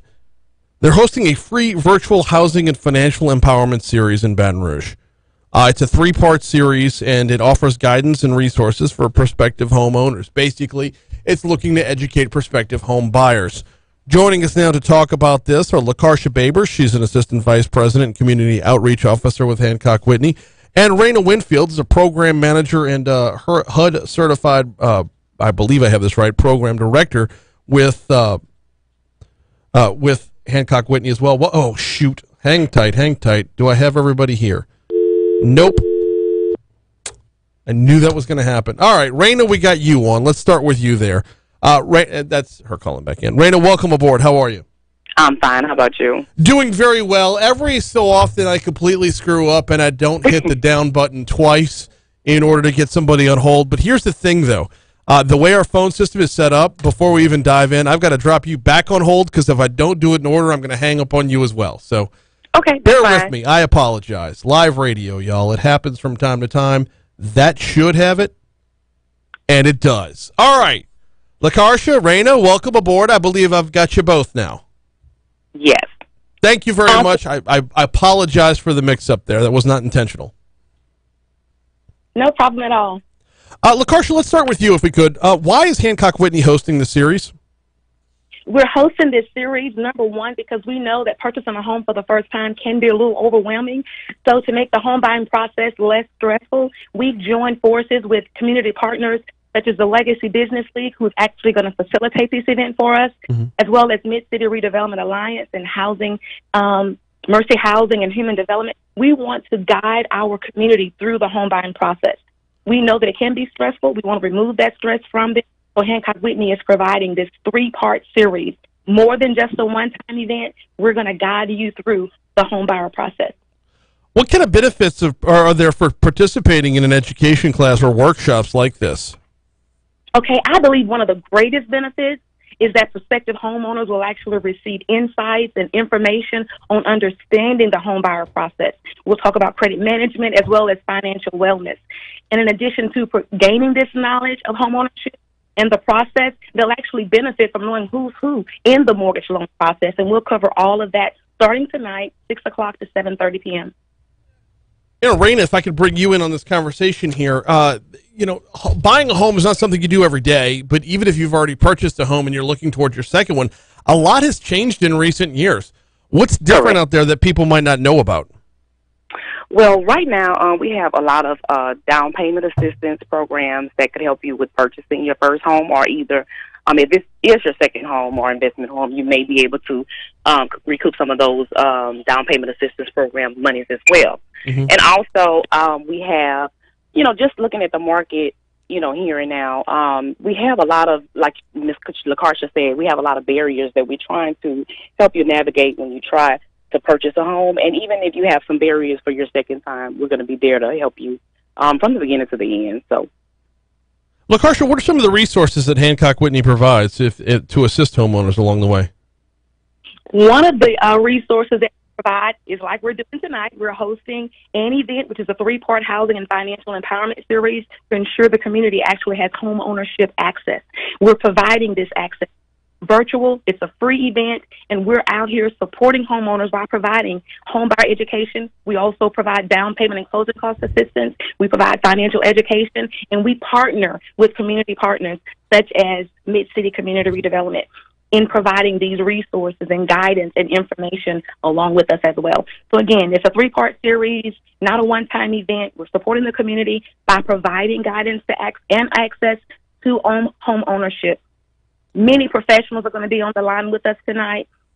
Certified counselors, our community lenders, mortgage lenders, community economic development departments, making sure the community has the resources, the tools they need to gain and steps and access to generational wealth. Raina, there's a number of, well, expecting the unexpected instances when it comes to buying a new home. What are some of the more regular pitfalls or obstacles that people aren't on the lookout for that this workshop can help them find? Well, basically, you want to make sure you find a product that fits you and your circumstances that you're going through at that moment. Also, the interest rates, what kind of down payment assistance, just the everyday, day-to-day basic finances, and just knowing what's your finances, what's your credit. So those things, we may have some things that you have to deal with on your credit. So we also give you an action plan to help you navigate those things to help you move forward to home ownership. How granular does HUD get? How granular is your role within this program? So my role is basically a HUD housing counselor. Mm-hmm. What we do is we help the client with, like I said, the first thing is the finances and the credit. So we sit down and have one-on-one sessions with these clients just to go over their personal budget, savings, credit, everything like that. So we kind of help them navigate through the beginning to the end of the process. Also to help them select lenders, real estate agents, down payment assistance, anything that may be beneficial to the client. LaCarsha, how can folks register for this event? Anyone who's interested in gaining access to homeownership, we encourage them to register for this three-part series at www.ileague.org. Again, that's www.ileague.org. That's our facilitators' address. They are facilitating the event for us, so we encourage you to please join in. Again, it's a three-part series. Session 1 starts tonight. We'll come back in May talking about credit management, budgeting, and financial health, and then we'll conclude during National Home Ownership Month, speaking about the mortgage loan resources, down payment assistance, closing cost opportunities in the month of June. And you can register for each of those sessions, www.ileague.org. www, you said .ileague.org. Raina, okay, sorry, go ahead. Yes, that's absolutely correct. Excellent. Hey, Raina, what are some of the trends we've seen from home buyers lately?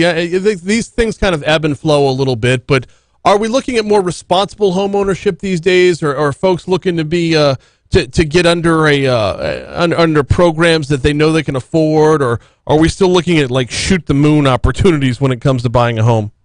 Well, we have these days and ages, we have more informed buyers. So most people seek out the home buying process themselves. They want to educate themselves on the process before they jump in. So I do see the educated, more fully informed individual coming in and want to know a little bit more how to get started. But basically, a lot of our buyers right now, they're really informed. They have a lot of social media out there. They have a lot of platforms that will allow them to educate themselves before they get started with this program. So basically, this is one of those entities where they're educating themselves again. So tonight, we'll be able to talk about the process of the home buying process, and then we'll also be able to help them navigate those waters with, down payment assistance again. Mm-hmm. But I've seen it, I've seen them come in and they're very educated on basically what the home buying process is and what it entails. One more for you. One more before we get you out of here, and I got one more for you on the back end of this, LaCarsha. Raina, the role of the realtor. What is the role of the realtor in this process? How much is that partnership, or how valuable is that partnership along the way? Okay, so it's very valuable, and I get that question a lot. And basically, the real estate agents basically put the process together. So once you get your funding and everything, that real estate agent is going to help you negotiate. They're going to help you write that purchase contract. They're going to get you that best bang for your buck. And so they're basically that glue that holds that whole process together to kind of get you the home that you want with the financing you need and the down payment assistance you need as well. LaCarsha, before we get you out of here, expectations for tonight's seminar and the follow-up to that is, if they miss out on one particular segment of this, should they still sign up for the remaining segments? Absolutely. Again, session 1 starts tonight, April the 26th. We'll also have another session on tomorrow from 6 to 7:30 p.m. And then Thursday will be 5 to 6:30 p.m., reaching out to a different market. It's in Tampa, but it's via Zoom. It's free, so it's very convenient. Wherever you are, you can join in. If you missed tonight, we have Wednesday and Thursday available as well. Very good stuff. LaCarsha and Raina, thank y'all so much for hopping on board today. Look, there's never you can never go wrong when you're putting more information in the hands of a potential home buyer. So appreciate what y'all are doing. Thank you. Absolutely. Thanks for having us. Absolutely. Glad to have y'all on here. 748 Talk 107.3 FM, WBRP, iLeague.org was the website if you wanted to get involved with that. I will have Jake put in a link when we post that on demand here in just a second. See, to register, learn more about IamLegacy.org. Sorry, IamLegacy.org was the website. It's going to be going on tonight. Multi-part series as they move through. I honestly could have used that when I was buying a home. Kind of winging it back in the day. All right, we got a break coming your way in just a little bit. I do have to remind you about the folks over at Go Slim Nutrition. I'm sorry, just completely my mind went blank there for a second. Go Slim Nutrition, you know where to find them. They're on Bluebonnet at Perkins Road. 763-9600 is the phone number. Jumpstart programs going on right now. You could still get in and lose weight before the summertime. You don't want to wait until the last second on this, I assure you. If you want to get your body a little bit more ready for the summer months where you're going to be wearing some, maybe hitting the beach, going to be hitting the pool, maybe losing the shirt once in a while, yeah, drop a few pounds ahead of time. But more than that, it's about your overall health and well-being. It's about heart health. How much of heart health is tied to carrying around excess belly fat? The dangers that come along with that, especially here in South Louisiana. I lost 60 pounds last year with the Go Slim program. You could be well on your way as well. You want to drop 20 before the beginning of summer? You can do that. That's a very reasonable goal right now, but it starts with visiting GEAUXSlimBR.com, calling 763-9600, or just swinging by. They're on Bluebonnet at Perkins Road. I'll be by Friday for my weigh-in. Get yourself in on a Jumpstart program. Start losing some weight and getting healthier today over at Go Slim Nutrition.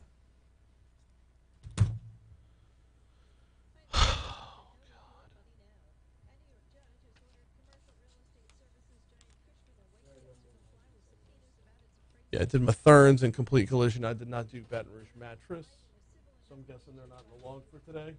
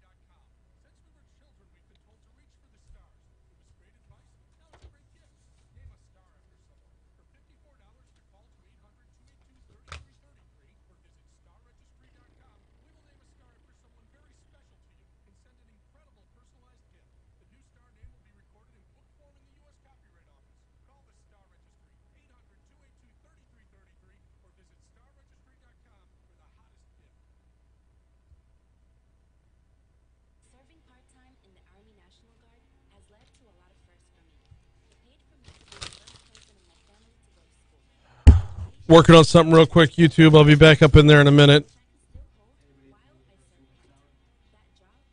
No. Yeah, Emily LeBeau should be in the studio.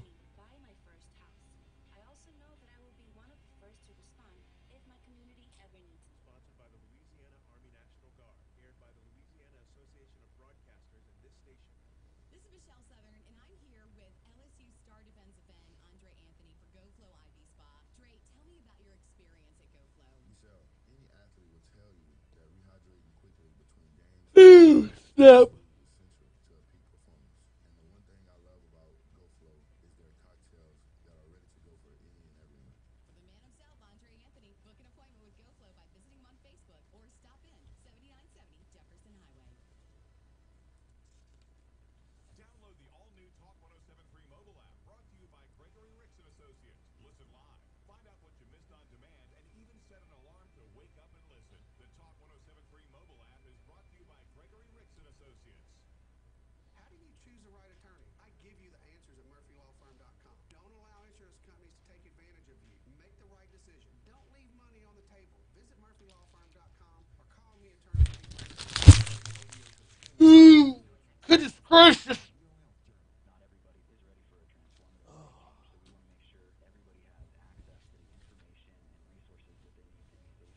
How a historic focus on harm reduction can save lives. Then how implicit bias and racial discrimination amongst healthcare providers results in poor quality of care for people of color. It's unfortunate that a person of color would feel inferior or feel they are not there. All that and more on Radio Health Journal. To hear these stories and more, visit RadioHealthJournal.org. I'm Insurance Commissioner Jim Donald. If you are still dealing with an insurance claim for damage caused by Hurricane Ida or the 2020 hurricanes, call us at 800-259-5300. You have the right to file supplemental claims for additional repairs or to repair previously undiscovered damage. Our Ida mediation program can help resolve residential disputes of up to $50,000. Visit us at lbi.la.gov or call 800-259-5300 for hurricane claim issues. Did your roof get damaged during Ida, but your insurance only gave you enough money to fix part of the roof? Then you need to call Premier South Roofing today. Why? We have several ex-insurance adjusters in-house to give you the best chance to get everything taken care of and the longest labor warranty and a combined 2,000 years of roofing experience. PremierSouthLA.com for premier craftsmanship and premier customer service. Premier South Roofing and Sheet Metal. This is Taylor Sharp in the Guarantee Media Traffic Center. Brought to you by Shaw Bills, where you can get up to $160 with the purchase of 4 eligible Firestone tires.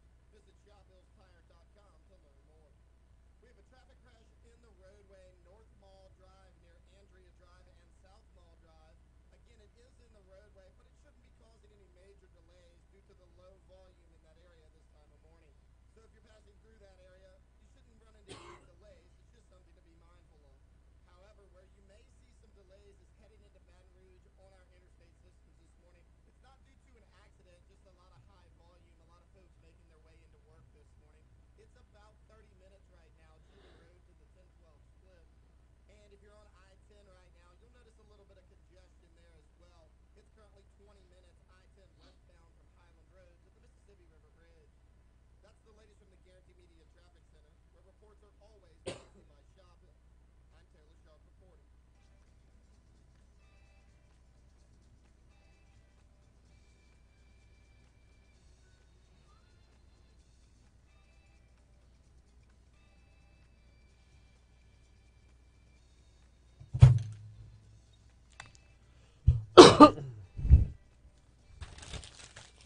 A 756 Talk 1073 FM WBRP mornings with Brian Haldane rolling right along. Thank you to Raina and LaCarsha for hopping on board for that segment. We've got a lot more ground to cover on the show today. Going to talk a little bit about a bill in the state legislative session that involves housing discrimination that or avoiding it, making it downright illegal. That's coming up on our next hour. Also, Emily LeBeau is going to talk Teacher Appreciation Week as well. That's all coming your way next hour. Right now, though, every day we close out the second hour by stepping outside of East Baton Rouge Parish. We check the headlines from the surrounding areas. It's the segment we call the Outside In. You got to be looking, man. You had me on skates. I'm sorry. With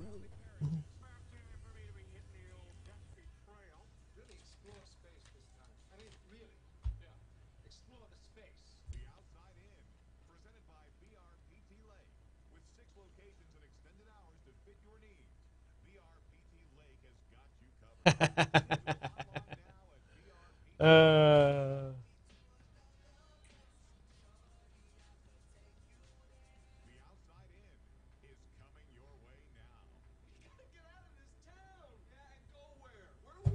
Oh, man. Oh, man. Somebody brought up the Audubon Bridge. When talking about the new Mississippi River Bridge, somebody brought up the Audubon Bridge in the chat. And, yeah, over on YouTube, if you want to get in, it is Unleash the Cantankerous. All right. We're starting off in Assumption Parish. A Louisiana sheriff's deputy has shot and killed a man who backed a stolen pickup truck toward deputies and into two police cars after a chase. 26-year-old Rhett Thibodeau of LaRose died at a hospital after the shooting Sunday morning about 55 miles west of New Orleans, according to state police.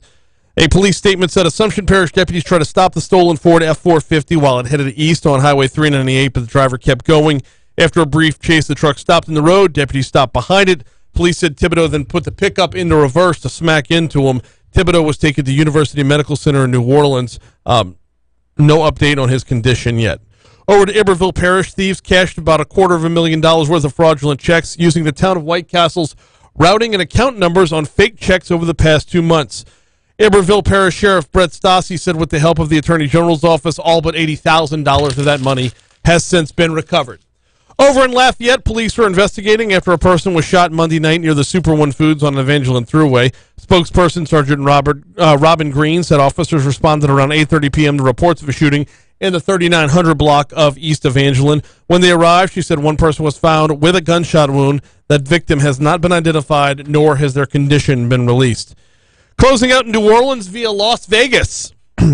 A judge has postponed a hearing yesterday in a felony assault case involving two NFL players, one of whom is Alvin Kamara. The other, Kansas City Chiefs cornerback Chris Lamons. The four men did not have to appear in court in person, while Justice of the Peace Harmony Letizia set a new date. August 1st is when Kamara will now go to court. Here comes CBS News. Oh. Yeah, dude.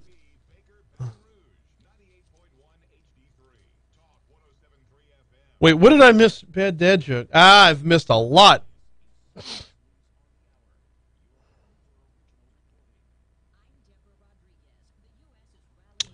Debbie says probably a stupid question, but LSU can't partner with the Lakes and add to curriculum, like an outdoor lab. I don't know, a curious thing. That civil engineering, maybe construction management. All these things feel like they could partner up to get yourself some intern labor.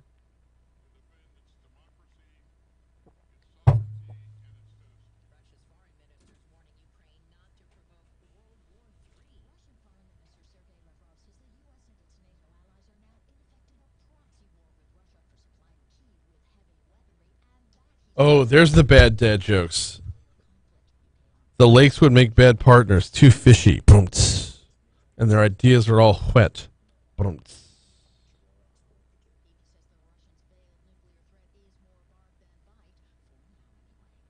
The bad dad joke segment is brought to you by the Olio Motel.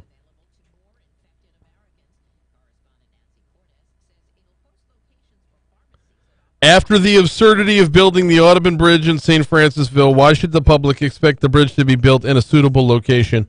Wasn't there public opinion on that too? So the good news there is everyone seems to be pointing towards the Audubon Bridge as to what not to do.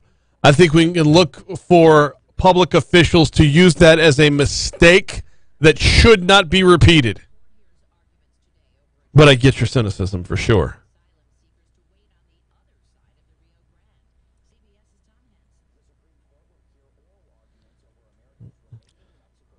Galen says, I went to a meeting with Governor Romer one day, and he fully took the responsibility for building the Audubon Bridge in the wrong place. I like the guy, but he goofed on that one. Yeah, totally. Roberto's, now I'm hungry. Yeah, me too. So underrated. So underrated.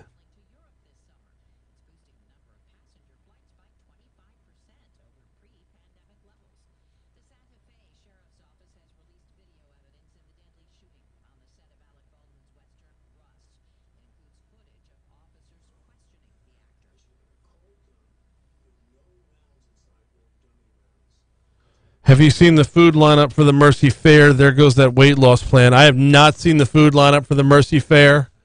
I know that come hell or high water, I will have fried Oreos at some point. If this year is like years past, I will have some boudin egg rolls from Ronnie's. Outside of that, I don't know. Roberto's fish and paper is awesome. I've never had it. Gonna have to do that next time.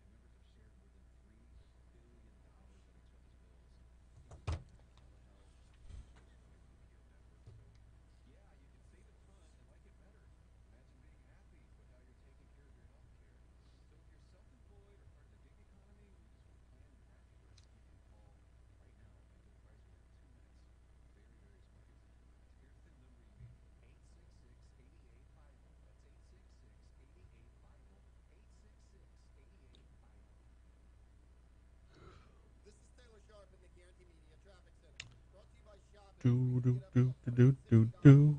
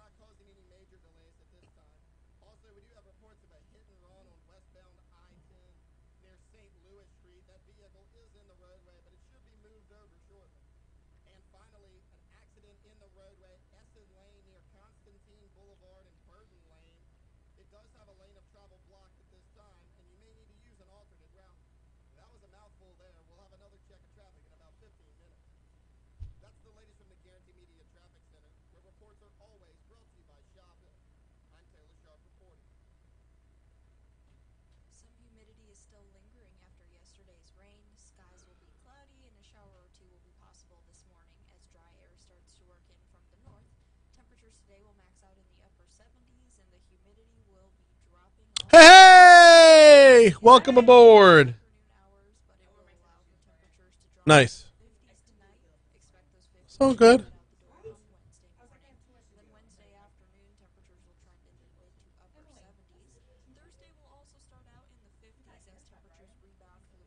Every 2 weeks.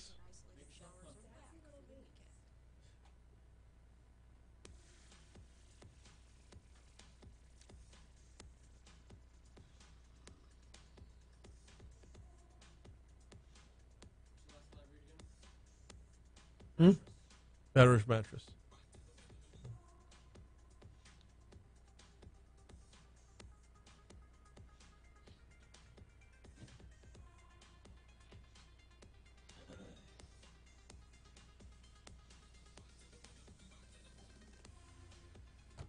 .806 Talk 107.3 FM WBRP. Hour 3 of Mornings with Brian Haldane coming your way right now. Brian with you, Jake producing. We got a busy hour this hour. Let's talk Teacher Appreciation Week. Emily LeBeau is going to stop by on behalf of New Schools for Baton Rouge in just a little bit. Also, we got some legislative news to check in on as the session rolls on. That's going to be coming your way later on in this hour. Going to get you to this day in history in just a minute, but I do need to ask, how'd you sleep last night? A good night's sleep starts with a good mattress. A productive day starts with a good night's sleep, and that good night's sleep starts with a good mattress. And that's why I tell you about the folks over at the Baton Rouge Mattress Outlet every single day, 4065 Florida Boulevard, or the corner of Jefferson and Houchettou if you're down in the southeastern portions of the parish. Mitch and his Kimball want to take care of you. They want to make sure you're getting the right mattress that's just for you. So swing on by 4065 Florida Boulevard or the corner of Jefferson and Houchettou and try out as many as you can. Yeah, give it a test drive. Lay down. Ask him to cut the lights. He'll do it. Take a nap. Go for it. He'll lay down with you. Mitch will be your big spoon, for sure. 4065 Florida Boulevard at the corner of Jefferson and Hoosier 2. The truckload sale, the 5th annual truckload sale going on right now, continues all month long at both locations. If you mention my name, if you drop my name, you will get free delivery and a free pillow at either location of the Baton Rouge Mattress Outlet. Should I have not volunteered him to be the big spoon? It's Mitch. Come on. All right. Every day at this time, we go back in time. Jake brings us this day in history.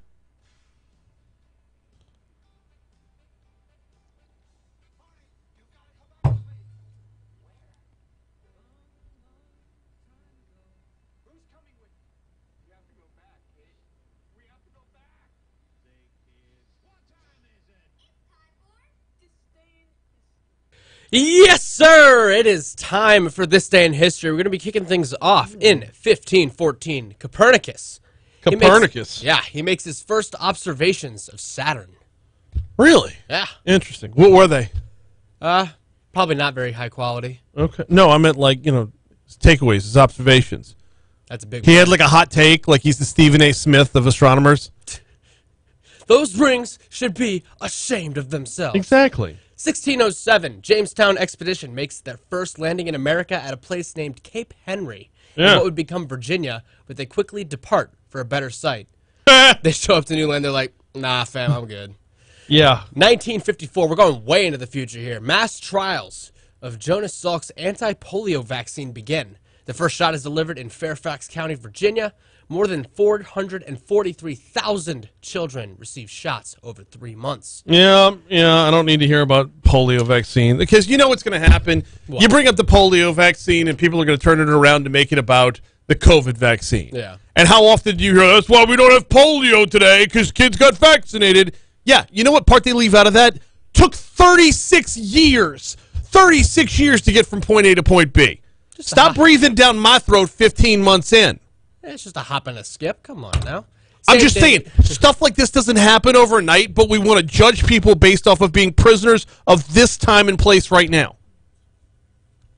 Same day, same year, 1954, Seven Samurai, the Japanese film directed by Akira Kurosawa, starring Toshiro Mifune, is released. You ever watch any Kurosawa?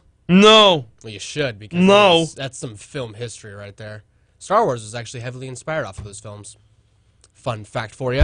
1982, Rod Stewart is mugged. The gunman steals his $50,000 Porsche on Hollywood Boulevard, Los Angeles, California. I'm sorry. Steals his what? His Porsche. Okay. His $50,000 Porsche. It sounded like you said porch. Nah, Porsche. Porch. The Porsche. Yeah. 1986, the world's worst nuclear disaster. Fourth reactor at Chernobyl nuclear power station in Pripyat explodes. 31 die. Radioactive contamination reaches much of Western Europe. I never did finish that HBO miniseries Chernobyl. I saw like the first 2 installments and then, I don't know, life happened and I bailed. Yeah, I need to get into it myself because obviously it's a huge tragedy for all those that were, affected by it. But Yeah. the instance itself is fascinating historically. Yeah. 1991, soccer star Diego Maradona suspended for using cocaine. Yeah. Arrested in Argentina for possession and distribution of illegal narcotics. I didn't know you could get arrested in Argentina for cocaine. I don't know. I mean, he probably went to the same. It's like the national same breakfast. jail as Escobar, and he probably just got the royal treatment, if anything. If you ever want to dig into something that'll make you cringe, look up the connections between Escobar and Diego Maradona. Oh, I know. Okay. That's why I said it. Okay. 1993. I don't know a whole lot about soccer, but I know that story inside and out. Well, that's just big news outside of the game right there. Yep. And in 1993, NBC announces Conan O'Brien to replace David Letterman on Late Night. Okay. 2010, Iron Man 2, directed by Jon Favreau, starring Robert Downey Jr. and Gwyneth Paltrow, premieres in Los Angeles. And in 2012, the last 2 things I have are NFL draft related. In 2012, it was the NFL draft. Stanford quarterback Andrew Luck was the first pick by the Indianapolis Colts. How'd that work out? Good for a time. I'm kidding. It was great. A lot of rings to show for that? Yeah? In 2018, NFL draft, Oklahoma quarterback Baker Mayfield was the first pick by Cleveland Browns. It was also 4 quarterbacks taken in the top 10 selections for the first time in history. Yep. And, well, that's all the events. Did I miss out on anything? A couple. Let's hear it. 1977, Studio 54 opens. Oh. Yeah. Speaking of cocaine, 1977 Studio 54 opens. 1995 Coors Field, the National League's first new baseball-only park in 23 years, opened up in Denver, Colorado. Very nice. Let's get to the birthdays. First up. Sadly, What? when the Rockies took the field at Coors Field for their home opener, What they were happened? playing the Mets. Oh, and how'd that go? Rockies win 11-9 in 14 innings. Sounds like a thriller right there. Let's get to the birthdays. First up, Channing Tatum turns 42. Yeah. Kevin James, 57. Like King of Queens? Yeah. My mother-in-law used to think I looked like Kevin James before I lost the weight. How'd you take that? Better than being called Peter Griffin. That's fair. That is very fair. Giancarlo Esposito turns 64. Gus Fring? Yeah. Sweet. That dude is very intimidating, but he's such a warm, friendly soul in his interviews. Yeah. But then he just looks mildly upset. Oh. And he absolutely just kills it. Sean Evans, the man from Hot Ones, he turns 36. The who? Hot Ones? What's that? You've never heard of Hot Ones? No. Dude, you're missing out. All right. Look it up on YouTube. It's basically him interviewing a bunch of like A-list celebrities. And throughout the interview, he asks questions. They go through 10 wings, and each one of the sauces. Oh, yeah. All right. Yeah, that I have seen. I didn't know anybody's name from that. I didn't know they were worth so remembering. good at interviewing. It's insane. That's all the birthdays I got. What am I missing? Jet Li turns 59. Ooh. Melania Trump turns 52. Mm-hmm. And Yankees freak show Aaron Judge, born on this day in 1992. Happy birthday to all those mentioned. Didn't have any deaths to talk about, but let's get what am I missing? 1865, John Wilkes Booth died today. Oh. And 1989, this one's sad, Lucille Ball passed from a heart attack. So rest in peace to one of those people. You ever seen Being the Ricardos? Remarkable movie. Really? Yes. When did it come out? Last year or something. Nicole Kidman played Lucille Ball. Oh. Okay. Yeah. Cool beans. Very Aaron Sorkin, though. Like, he's caught up in his own Sorkinisms at this point. Yeah. It gets very Aaron Sorkin towards the end. Kind of lost in the sauce at some point. Yeah. Let's get to the holidays. First up, it is Get Organized Day. National Pretzel Day. It is. And finally, it is Richter Scale Day. I just butchered that. Wow. Richter Scale Day. That is this day in history. Quick break. When we come back, let's talk teacher appreciation next on Talk 107.3. Come on over. Thank you.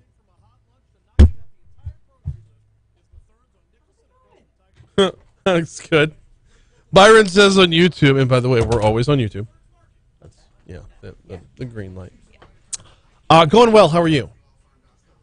Awesome. Byron says, warn me before you say things like Peter Griffin. Coffee burns.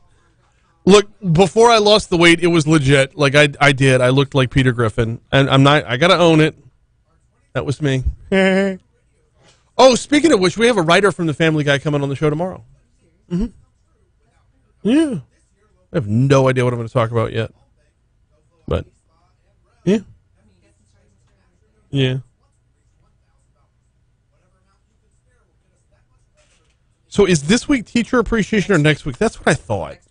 Okay, that's what all the emails from school said. As they circulate the emails behind the teacher's back to drum up for the gift cards. Yeah.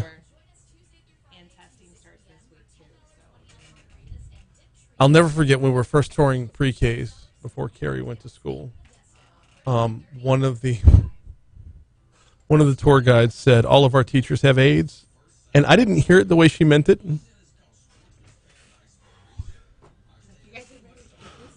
What the shit? Wait, what?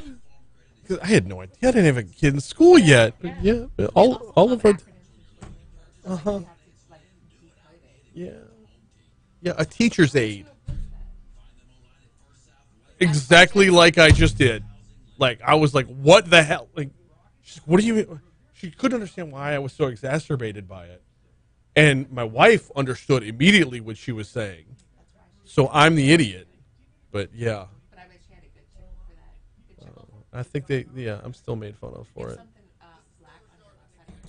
Yes. Wait, left side. See how the outside of this is? Yeah. So it's down to just the cloth now. These are old. Yes, I appreciate it. What I love is when I get home at night and it's still there, and Christy's like, "You have something?" I'm like, "That means I've had it there all day," because I took the headphones off at 9 a.m. So, yeah.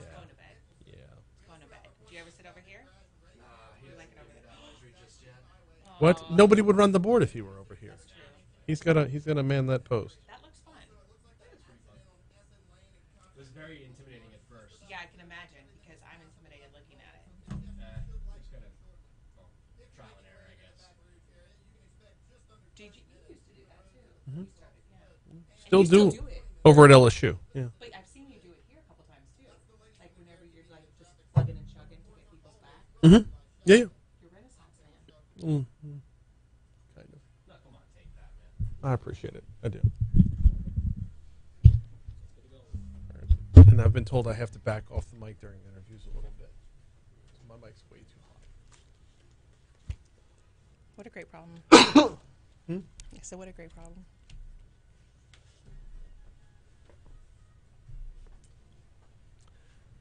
'818 Talk 107.3 FM WBRP mornings with Brian Haldane rolling right along. Time to talk about teachers just a little bit.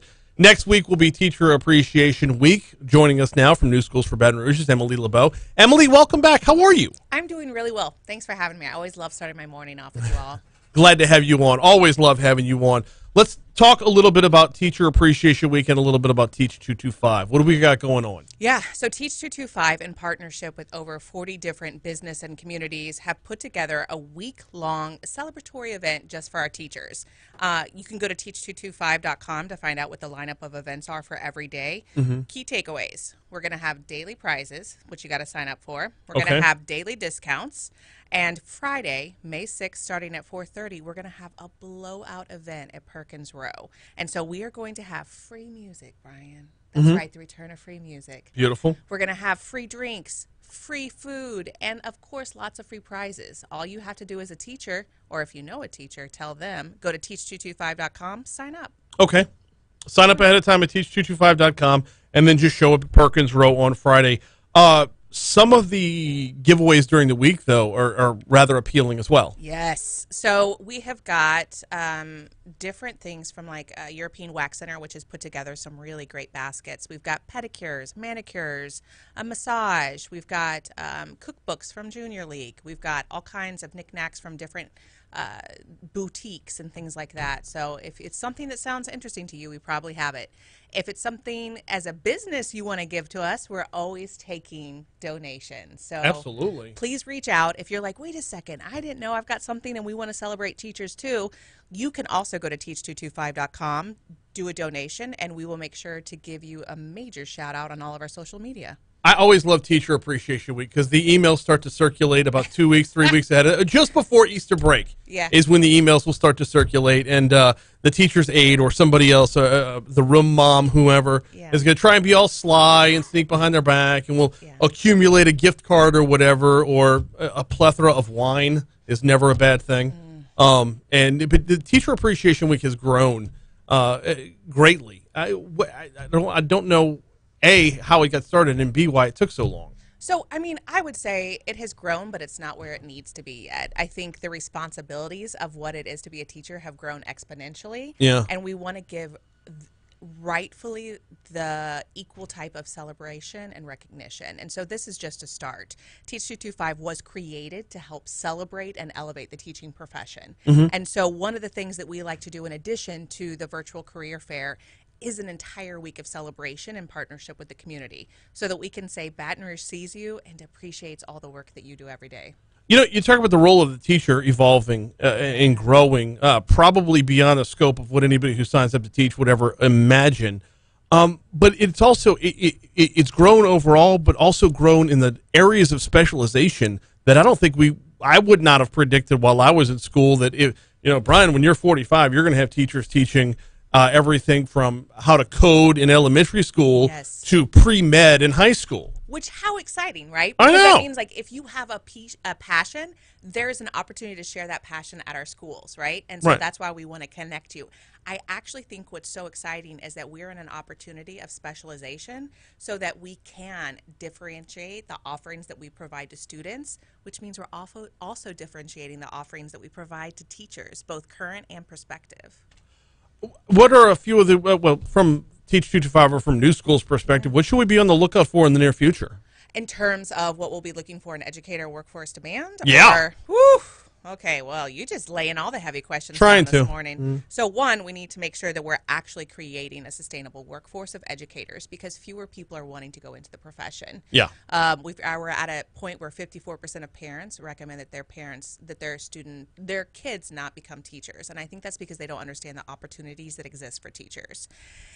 To your point, I think what's going to happen and what our parents aren't aware of is that there's going to be more opportunities for people to become educators to share their passion and their personalized crafts. And so I think we're going to look at an opportunity where our workforce model shifts and you're not going to necessarily just have the traditional 7:30 to 4 o'clock teacher. You'll also have maybe professors that you satellite in and experts that you have access to, and you may have lead teachers that are responsible for the well-being of your child and knowing who they are, what they need to learn, and then you may have content experts that we actually satellite in from different parts around the country.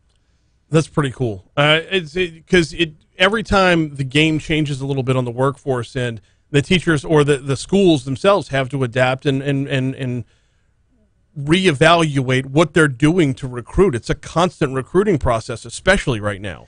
Yeah, it used to be something where it was just once a year and schools could actually, they would say, no, we don't want you. You're not aligned with our fit. And now it's become a harder thing actually to make sure that we are recruiting the right people. So I want to be really careful. I think schools are getting smart about saying our students have special needs and our students deserve certain things. And we need to find the right people to fill those holes. And so I think schools are becoming very smart and savvy about what our students need. And that means they're becoming more particular about what kind of teacher they need, which makes it harder to find, right? No, it absolutely does. Which is great for our students. It's harder for our schools. But that's part of what Teach 225 does, is provide the supports to make sure that we can upskill you and make sure that you can go where you are going to be most successful as a teacher. Yeah, there are places around the world where teachers are just absolutely glorified. And they are put on the level that my goal. Speaking, totally. Speaking as a father, though, I want my kids to go to a school with somebody that knows what they're doing, right, and handles their business properly, as opposed to somebody who couldn't land a job elsewhere. 100%. Like that. Why I'll never understand why I'm the son of a teacher as well. So I know, and I love that. But I'll never understand why that's not where we are as a society. So I don't either. And I mean, I think there are a few reasons, which, man, we'll have to come back and have a different conversation about this. But that is the goal, is that as Teach 225 is working in partnership with our community to help elevate the teaching profession to the stature it deserves. And that means making it on the same bar as lawyers, doctors, etc., because we know teachers create all other professions. Right. And the UN has recognized in a recent study that we are at a global crisis in terms of needing teachers to fill by 2030. So this is an incredibly important time. And so while we're looking to inspire the next generation or iteration of educators, it's incredibly important to make sure two things are true. One, our current educators know that they're appreciated in our community. And two, those potential prospective educators know that Baton Rouge is a city that really welcomes and celebrates its educators. We want Baton Rouge to be the proof point in the nation where people say, that's where you go to become a good teacher, because the community cares for them and the community supports them. Okay, now this is where the conversation gets really tough, okay? Yeah. How do we walk that path while keeping teachers just teaching the education, the curriculum that's in there? Because we're at a point now where teachers are expected to be all things under the sun to the students. And as a parent, I want my role as a parent to remain my role as a parent. Yeah, and I think that's where we also say, I was at an amazing community event yesterday morning that New School sponsored, and it was just a group of the most brilliant community partners who are looking at what are the different needs of a child and how are we making sure to fill those. There are other organizations and partnerships in our community that can step in to help address some of those needs. How are we as a community empowering those people and connecting them to schools and equipping them with the skill sets needed to make sure that the whole child's taken care of? See, and that part, but to me, that part, like, does that belong in the classroom, or does that belong somewhere outside of the classroom before they enter the classroom? I think it's both. I don't think it's an either or. That's a false dichotomy, right? Because a child is in the classroom from hopefully 3 until at least 17, 18, right? So you're going to have some things from 1 to 3, but there's always going to be things that individual needs while they're in the classroom. But it's also making sure the teachers know where to access those resources outside of the classroom so they can say, here's a resource that I think could be beneficial for you, and I'm going to work with your parents to make sure you know how to access it. Mhm. And then it takes the monkey off their back, gives it to the parent, and says, I want to empower you to also go connect with these people who are experts in that particular subject. Look, specialization is the key to a strong, diverse economy. The same should be true of teachers as well. So that's the more we can continue down this path, the better. For those that aren't familiar with Teach 225, how did it come to be? So I love Teach 225. It's a brainchild that I created. I was a former teacher and administrator, and so in Baton Rouge, and so I know how hard it is to be an educator, particularly in this current time.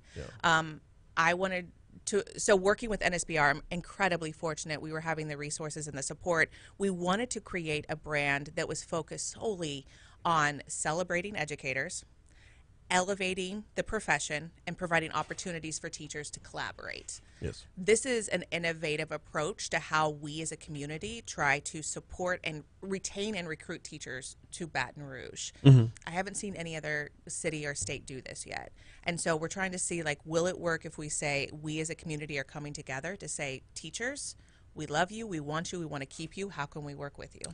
We are looking at nationwide and statewide right now a teacher shortage. We're seeing a number, and we're seeing a number of different avenues being explored to bring back retired teachers and the like on a local level here in the 225. How extensive are those efforts? So, I mean, there are bills that are being passed to look at how does the funding that you give to retired teachers increase so that it incentivizes them to return. But I think that, and I applaud people who are trying to come up with innovative solutions, but that's reactive. We need to be proactive. And we need to think about what are the things that we're doing, not just to do a short-term, immediate solution, but what are we doing for the next 10 years? Because that can't be what we rely on. If we have fewer and fewer people going into the local university or alternative certification, where's our future pipeline of teachers going to come from? It can't always be relied on retired teachers. Well, I think it's an excellent component of a solution, is not the solution. Right. I always put things in athletic terms. It's the difference between recruiting out of high school or hitting up the transfer portal. Looking for retired teachers is hitting up the transfer portal. We need a solid recruiting class. And it's a both. It's a multi-pronged. Oh, no, absolutely. Absolutely. And man, there's wisdom to be gained from the retirees as well. There is. So that can work in collaboration with those teachers who are being recruited, that they can continue to learn on the job. 100%. They are just, I would not be where I am without the wisdom of retired professionals who came in and gave me their sage wisdom, and sometimes just the blunt honesty of, like, this is not going to work. You need to get it right. One more time before we get you out of here, where can folks go to help out with Teacher Appreciation Week? 225, and I want to encourage you starting May 2nd. I want to thank CC's Community Coffee. They are giving out free coffee to all teachers. All you have to do is go through a CC's, show your ID, and they will give you a free coffee because the Sirages are amazing. And then make sure to sign up on Friday, May 6th at Perkins Row for free food, drinks, celebration, and prizes. She is Emily LeBeau with Teach 225 and New Schools for Baton Rouge. We always love having you in. I love coming. Thanks. Absolutely. We got CBS News coming your way in a little bit. Then after the news, let's get a check-in on the legislative session. And as it rolls on at the state capitol, now's the time where a lot of work is being done that, will affect things later on. Here's CBS. Thank you very much. Hey, will you give those to all of, like, your kids' teachers? Yeah, absolutely. Like, I want all private, public, everybody. Ray asks on YouTube, do homeschool teachers count? Come on in, Ray. Okay, there you go, Ray. Homeschool teachers come count. on in. If you're teaching, I want to celebrate you. Byron says not enough effort is made to sell prospective teachers on the benefits of their retirement. Very generous on the wages to pension ratio. If you work but it's the front end salary that is going to be the seller there. 100%, because you're talking about TRSL, which is very specific just to the district, and so that's not inclusive of our private, our homeschool, and our charters, right? So that's a section of the market, which are true, but again, front end is what's going to get you, and that's what is people are getting larger offers to go into different industries altogether for 2 to 3 times the amount. I don't know what I'm looking at. That's right there. Okay, I'm looking over here. So the little green light on that one. Right. Yeah. I do think. I think there's a way where we could teach financial literacy to people in high school and talk about how actually being a teacher is a livable wage, and here's why. Yeah. And Ed Rising and programs like that do that. So Paul says in Australia, teachers make $100,000 a year. Ask my sister. Paul's from Australia. Paul, we need to talk. Yes, it's the same thing in Singapore, in Switzerland, and other places where they elevate the profession, and that is what I aspire to, because I always say a budget is a statement of our community values. Paul, who will bitch about taxes being too high every other day of the week, is going to propose. No, come on now. It's a conundrum, but I appreciate No, it, Paul. So if we could reallocate dollars that are going elsewhere and just being drained out of the budget, it would be so much more valuable. So, I mean, I don't want to go into it. No. Look at what the budget is for our district and other surrounding. And I mean, like, let's look at. No. You're going to walk on dangerous waters if you walk down that I'm path. not going to do that. What I'm going to say is I think there is a way. We have brilliant people in our community, and I honestly believe that we're all wanting the same thing, and that's what's best for our kids. And so I think if we could come together, we could find creative solutions. Also, and this is the hard part, is it's a generational commitment to see generational change. Such a good we can put a lot of effort into 1 year. Well, those second graders are in third grade. They're not changing the community yet. You have to put effort in for 20-plus years in order to see the dividends, and we don't have that kind of attention span. Too many elections happen in the meanwhile. You just encapsulated what one of the biggest struggles are when we're talking about talent investment, is that it feels higher risk because the outcomes are so far removed. Yeah. But you have to plant the seed and be patient for the tree to grow. We're not just waiting for a flower to grow. Right. Yeah, and like I said, too many elections happen in the meanwhile. Yep. If you invest in education today, like go ahead and make a commitment today. There will be an election this fall, and someone will say, we're spending this money on education and crime hasn't gotten better. And for the next 15 years, they could say the exact same thing, and they'll be right. Right. But the long-term investment has not yet had a chance to mature. Yes. So. Oh. We're just going to go around and talk about it. Yeah. Let's do it. What I do. I want to make it happen. So anybody that wants it, go to Teach 225. You can't see this. Teach225. Line up of fun things. Yeah. We have amazing prices. Monday, free coffee at CC's Coffee House. Tuesday, 15% off at Main Lobby. Which is downtown. It's really cool. You could take your wife on a date night. God, a date night. So what is great. That? I know. What is that? I know. Tuesday is basketball. Also, curbside. Curbside, free small tater tots with your purchase. Yeah. What is Main Lobby? Main Lobby is this really cool new bar, and it has great food, too. All right. It's much cooler than I am, but I went, and it was amazing. Okay. Wednesday, what is that? Bar 3 and Poppin' Pilates at Perkins Road. The hell is that? This is amazing. So Lori, who works at City Year, has her own exercise. It's incredible. It's fun. It's engaging. You know, when we're trying to lose weight, we're trying to find fun ways to do it. Poppin' Pilates is that fun way. Okay. And she is such a dynamic instructor that it makes you want to keep going back. And Bar 3 just was a former educator who started this, and she's amazing. Okay. And then Thursday, 15% off at Vintage. What is Vintage? Vintage is also another amazing establishment downtown that has coffee, liquor, beer, whatever makes you happy, and also different types of food. All right, and then Friday, the celebration at Perkins Row. Which we're going to have. We had an amazing, generous partner donate over 500 different sliders for our teachers, and then we are also going to provide, like, cheeseburgers. Yeah. And then we're going to also have a whole bunch of options for my vegetarian, vegan, and my celiac friends who need different dining options. Because we want to make sure that everybody comes and everyone feels, like, included. And then we have great swag and great prizes. Yeah. Yeah. Yeah. We're going to have wine. You had me at sliders. I know. And music, the free music. Who's the music? Do we know? We do. I can't remember his name right now, so Okay. I'm really killing it on that front. But I'm excited. Chelsea recommended it from Perkins Row. She said this guy's really good. Okay. And so I was like, sold, Chelsea. I trust you. Perkins Row needs to get back into the festivals. They used to do, was it like Sundays at the Row or something like that? Yep. Yeah. Yep. And I think they are good gearing stuff. up. Do I need to head out? Good. I'm just sitting here forever. Well, yeah, I got about 1 minute, and then I'm back in to talk about. Am I staying to do recording, or am I leaving? Oh, Chuck should be here by now. Chuck is getting you taken care of. I appreciate Chuck. And thank you all for supporting Teach225.com.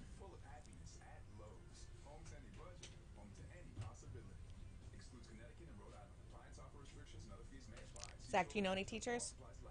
Do you know any teachers?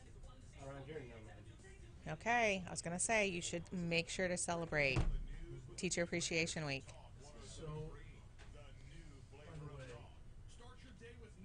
How long do I have? 10 seconds. Shit. Kill the mics for 1 second.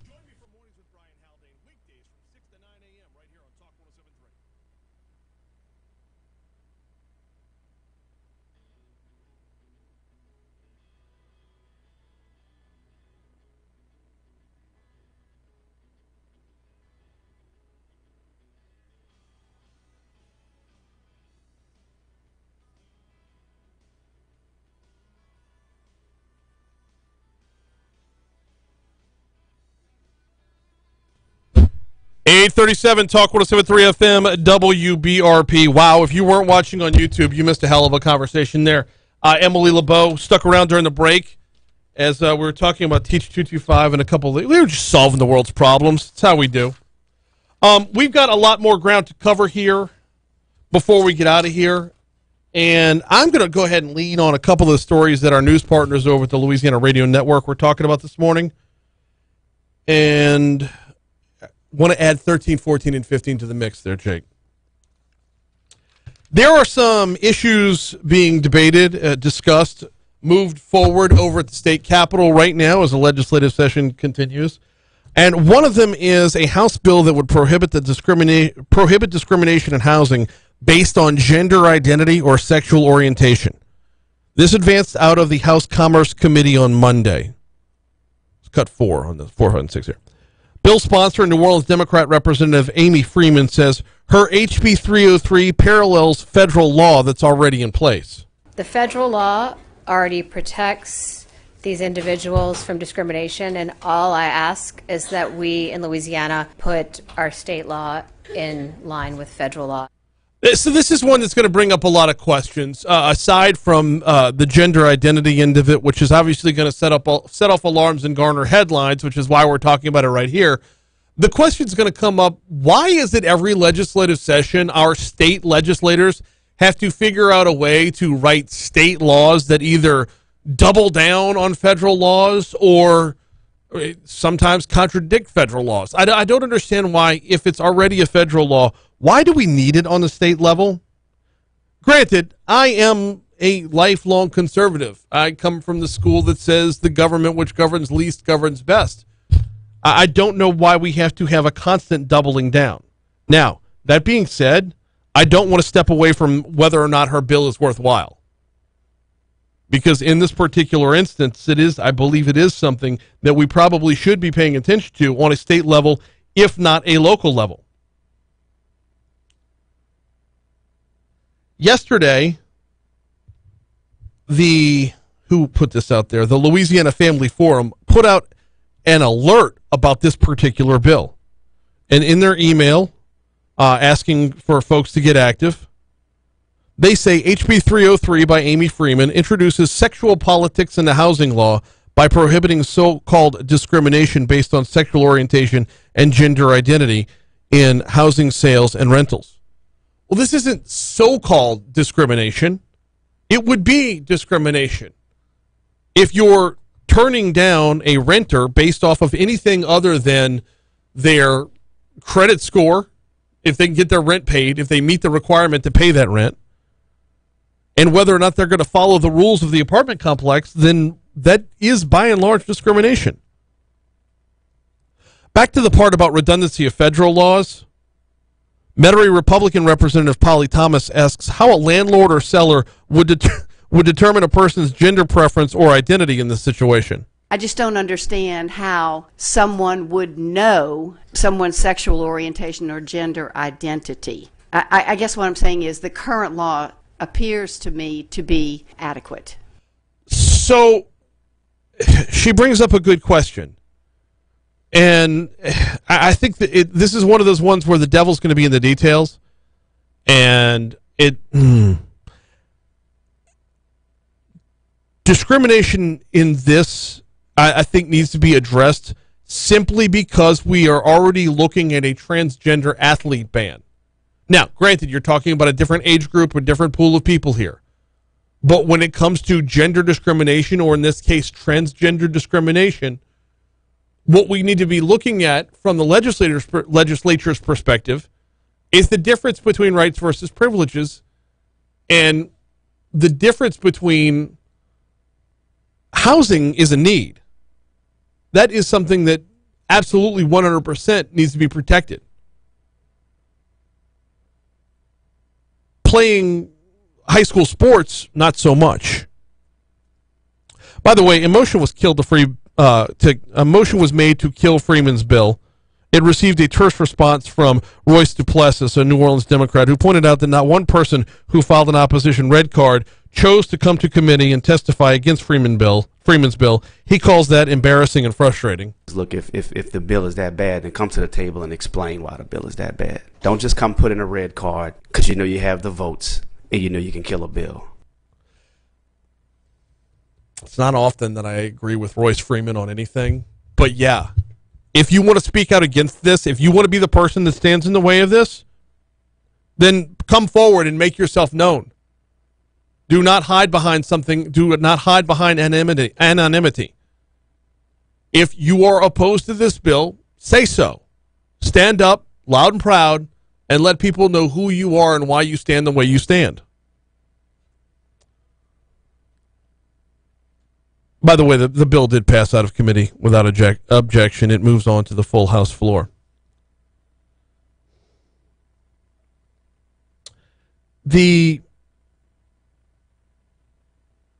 argument against this bill, from a redundancy of federal law perspective, I get.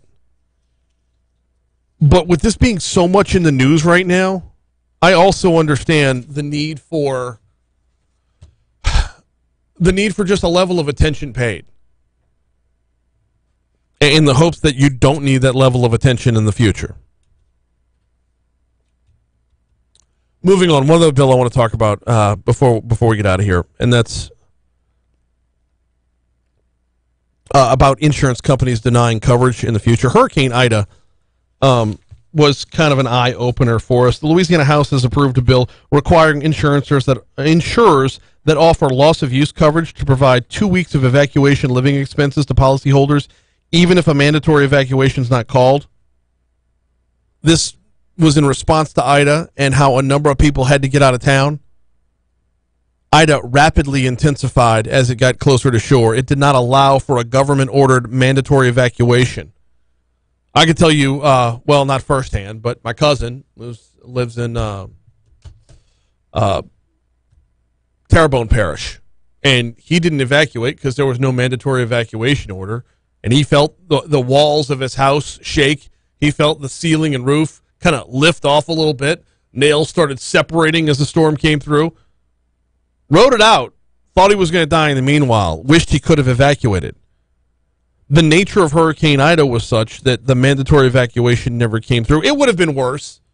It would have been worse had they put in a mandatory evacuation, because you would have had thousands upon thousands of people sitting on I-10 as the storm rolled through. As bad as it was on homes, imagine how much worse it would have been if you were on Highway 1 in your car. There's so much you can withstand within your home that drops significantly if you're in a motorized vehicle. So Metairie Representative Lori Schlegel, who was on the show last week, she's got a bill out there that would keep insurance companies from denying coverage for evacuations, even when an evacuation isn't mandatory. They would have to cover this in the future. So for those sort of instances where they do have a voluntary evacuation and on the back end a declaration of disaster is declared, then that would be triggered. That coverage would be triggered. So if on the back end the disaster was declared, which is, it kind of changes the rules of the game a little bit, but anybody who's lived through these last couple hurricane seasons can tell you that we're getting screwed by insurance companies on a regular basis. That's the long and the short of that there. This would be one that I would be wholly in favor of, or I am wholly in favor of. I don't know that we're going to see an instance where this would have the potential to be abused, because the disaster declaration still needs to be called for, and that's done parish by parish, is it not? State Farm denied policyholders who had the coverage 2 weeks of additional living expenses on the technicality that the mandatory evacuation was not enforced. It's just silly to think that the time frame has to spell out to where the mandatory evacuation has to roll through at exactly the right time. You get on the road, you get out of town, you go check into a hotel. If you're running from a storm, if you're running for your life, you should be covered. By the way, Pollock Representative Gabe Ferment opposed this bill. He says it's a reaction to a rare occurrence and worries when a mayor in one area of the state calls for an evacuation if it would impact insurance rates in other parts of the state. if we're creating a new coverage that essentially, in my opinion, the mayor of New Orleans has the ability to impact what policyholders pay in Shreveport and Monroe. Okay, so that's a good question. But shouldn't that kick over to Jim Donnellan's office for an answer? Shouldn't that be up to the Department of Insurance to determine whether or not rates are going to go up based off of this? And oh, by the way, if it is such a rare occurrence, if it's going to happen so infrequently, there's no way it can have an effect on your rates. And if it does, boom, Donnellan's office needs to kick down the door and help out. Both Schlegel and Kenner Representative Joseph Stagney reiterated the bill does not create additional coverage. It only forces an insurance company to pay expenses of those who already have coverage. Stagney says he received numerous calls from constituents who were denied their expenses. And for the insurance commissioner, who by many rights is considered pro-business, pro-insurance, has stepped up and said this is needed. Oh, okay. Well, there's the rest of the story that should answer Representative Furman's questions. If the insurance commissioner's office is already on it, then clearly he's going to be on it. The bill passed by a 68-31 vote.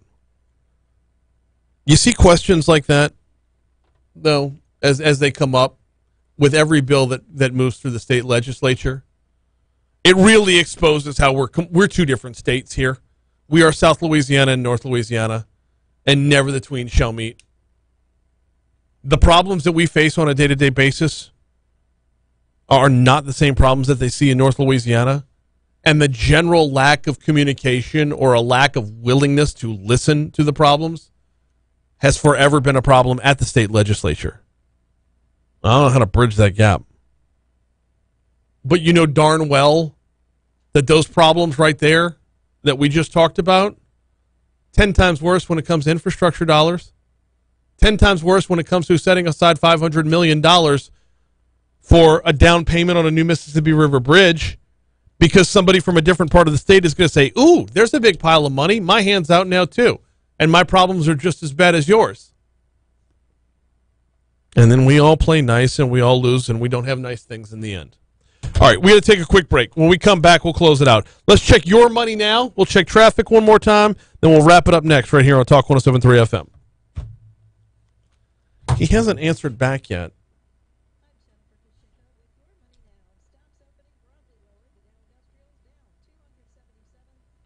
Well, the good news is there's only 10 more minutes left in the show. If he's not here by 9, I'll take care of you.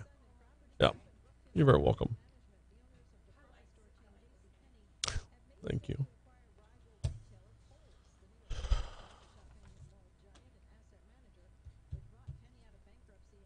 The difference between the transgender athlete bill and the transgender housing bill is all the difference in the world.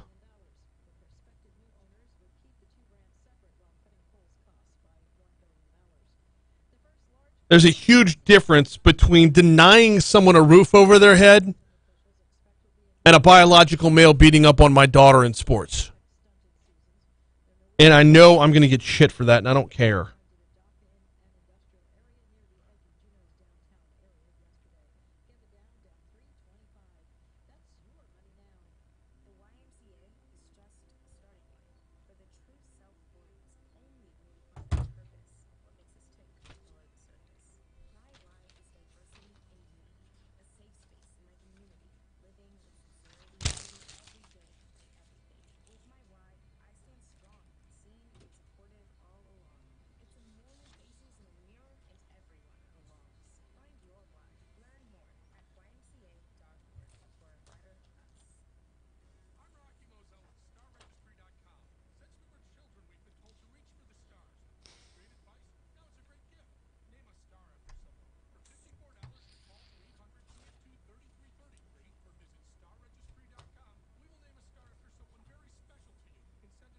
Oh, the insurance one. Yeah.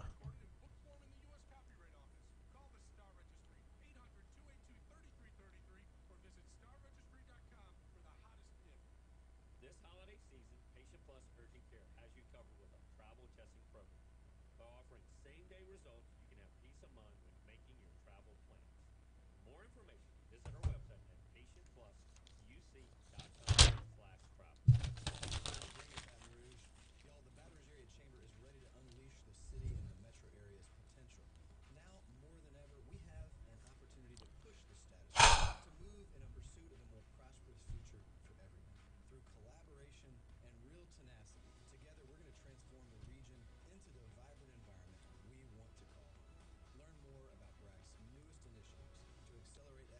The two Louisiana things continually comes up. I don't.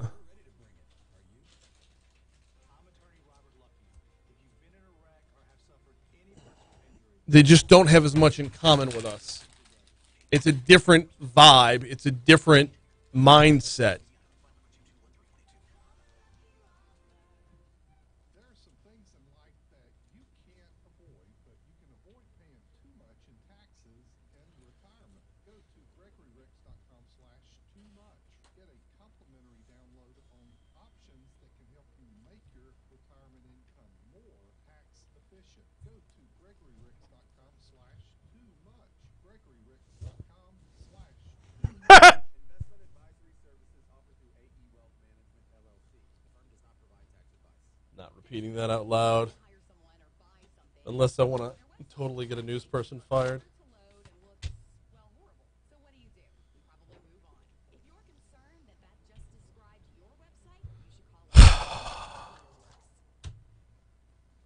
we live longer, age is really just a number. But retirement is so much more than one. Advisors want to know what you want out of your retirement, so we can help get you there. Together, we can look at the big picture and make a strategy to help you reach your goals. Because you can't prepare for the unexpected if you don't know where you're headed. To schedule an appointment, contact Tex Morris in Baton Rouge, Scotty Landry in Denham Springs, Kyle Robichaux in Plaquemine, Lance Mumar in Central, or Matt LeBlanc in Donaldsonville. All right, YouTube.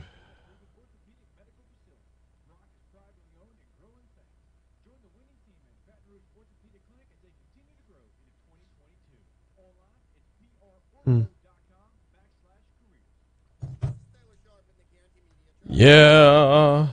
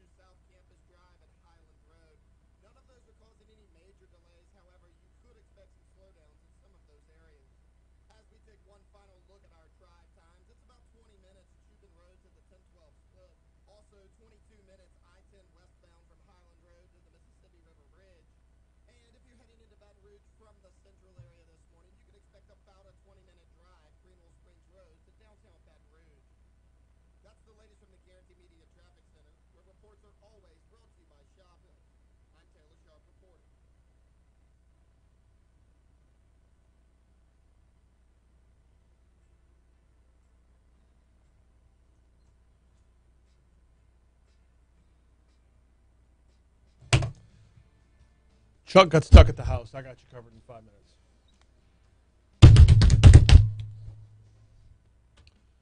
8:55, Talk 107.3 FM, WBRP. I've got 7 different topics to cover in 4.5 minutes. There's no way I'm getting this done. Let's narrow it down. First of all, every Tuesday at 8:40, Congressman Troy Carter is set to join us for D.C. Current. Congressman Troy Carter could not join us today because he was busy up on Capitol Hill.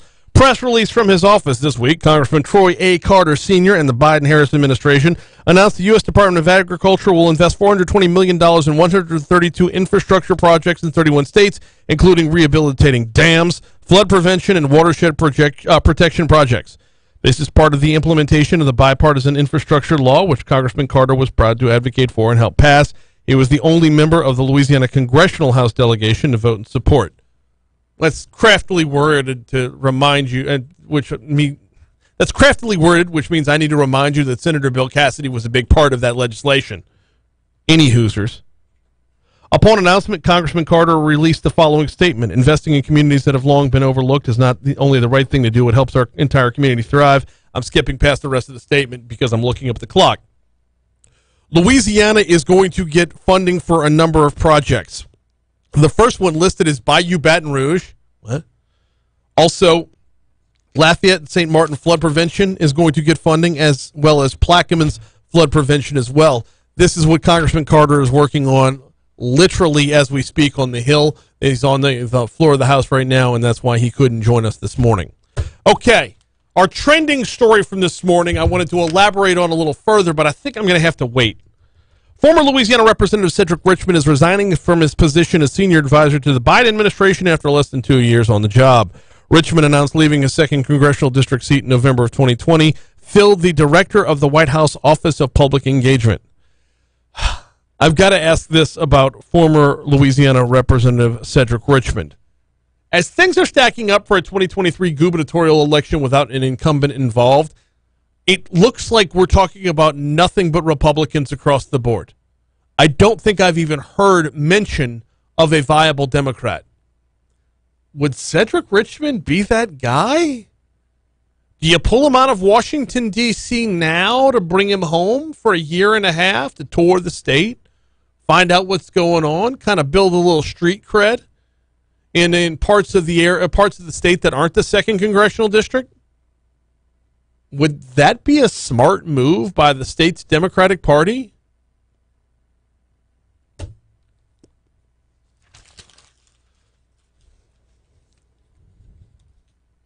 going to have to bring that up with somebody in the know on that.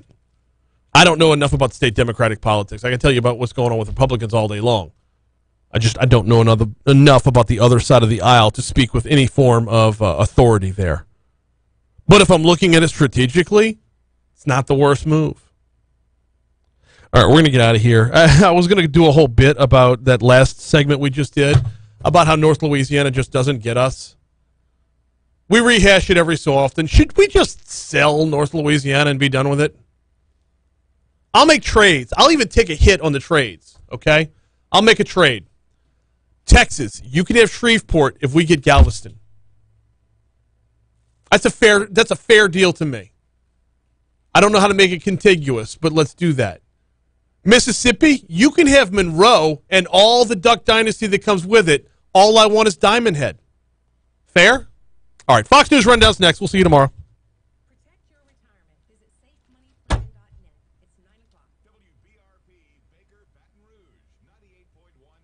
I screwed up the punchline. It's Beaumont. It's not Galveston.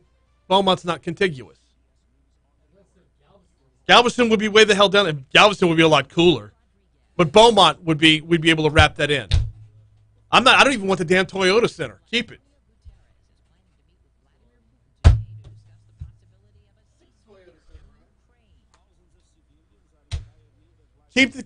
So we got to keep the Toyotas. Yeah, we need the Toyota Center because if you don't keep the Toyota Center, you're killing concert venues in Lafayette and Baton Rouge. Yeah.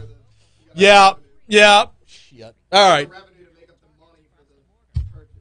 You know. No, I'm traded off. It's a 1-to-1 trade-off, man. You could have Shreveport with Centenary and Boomtown Casino or whatever the shit they've got up there.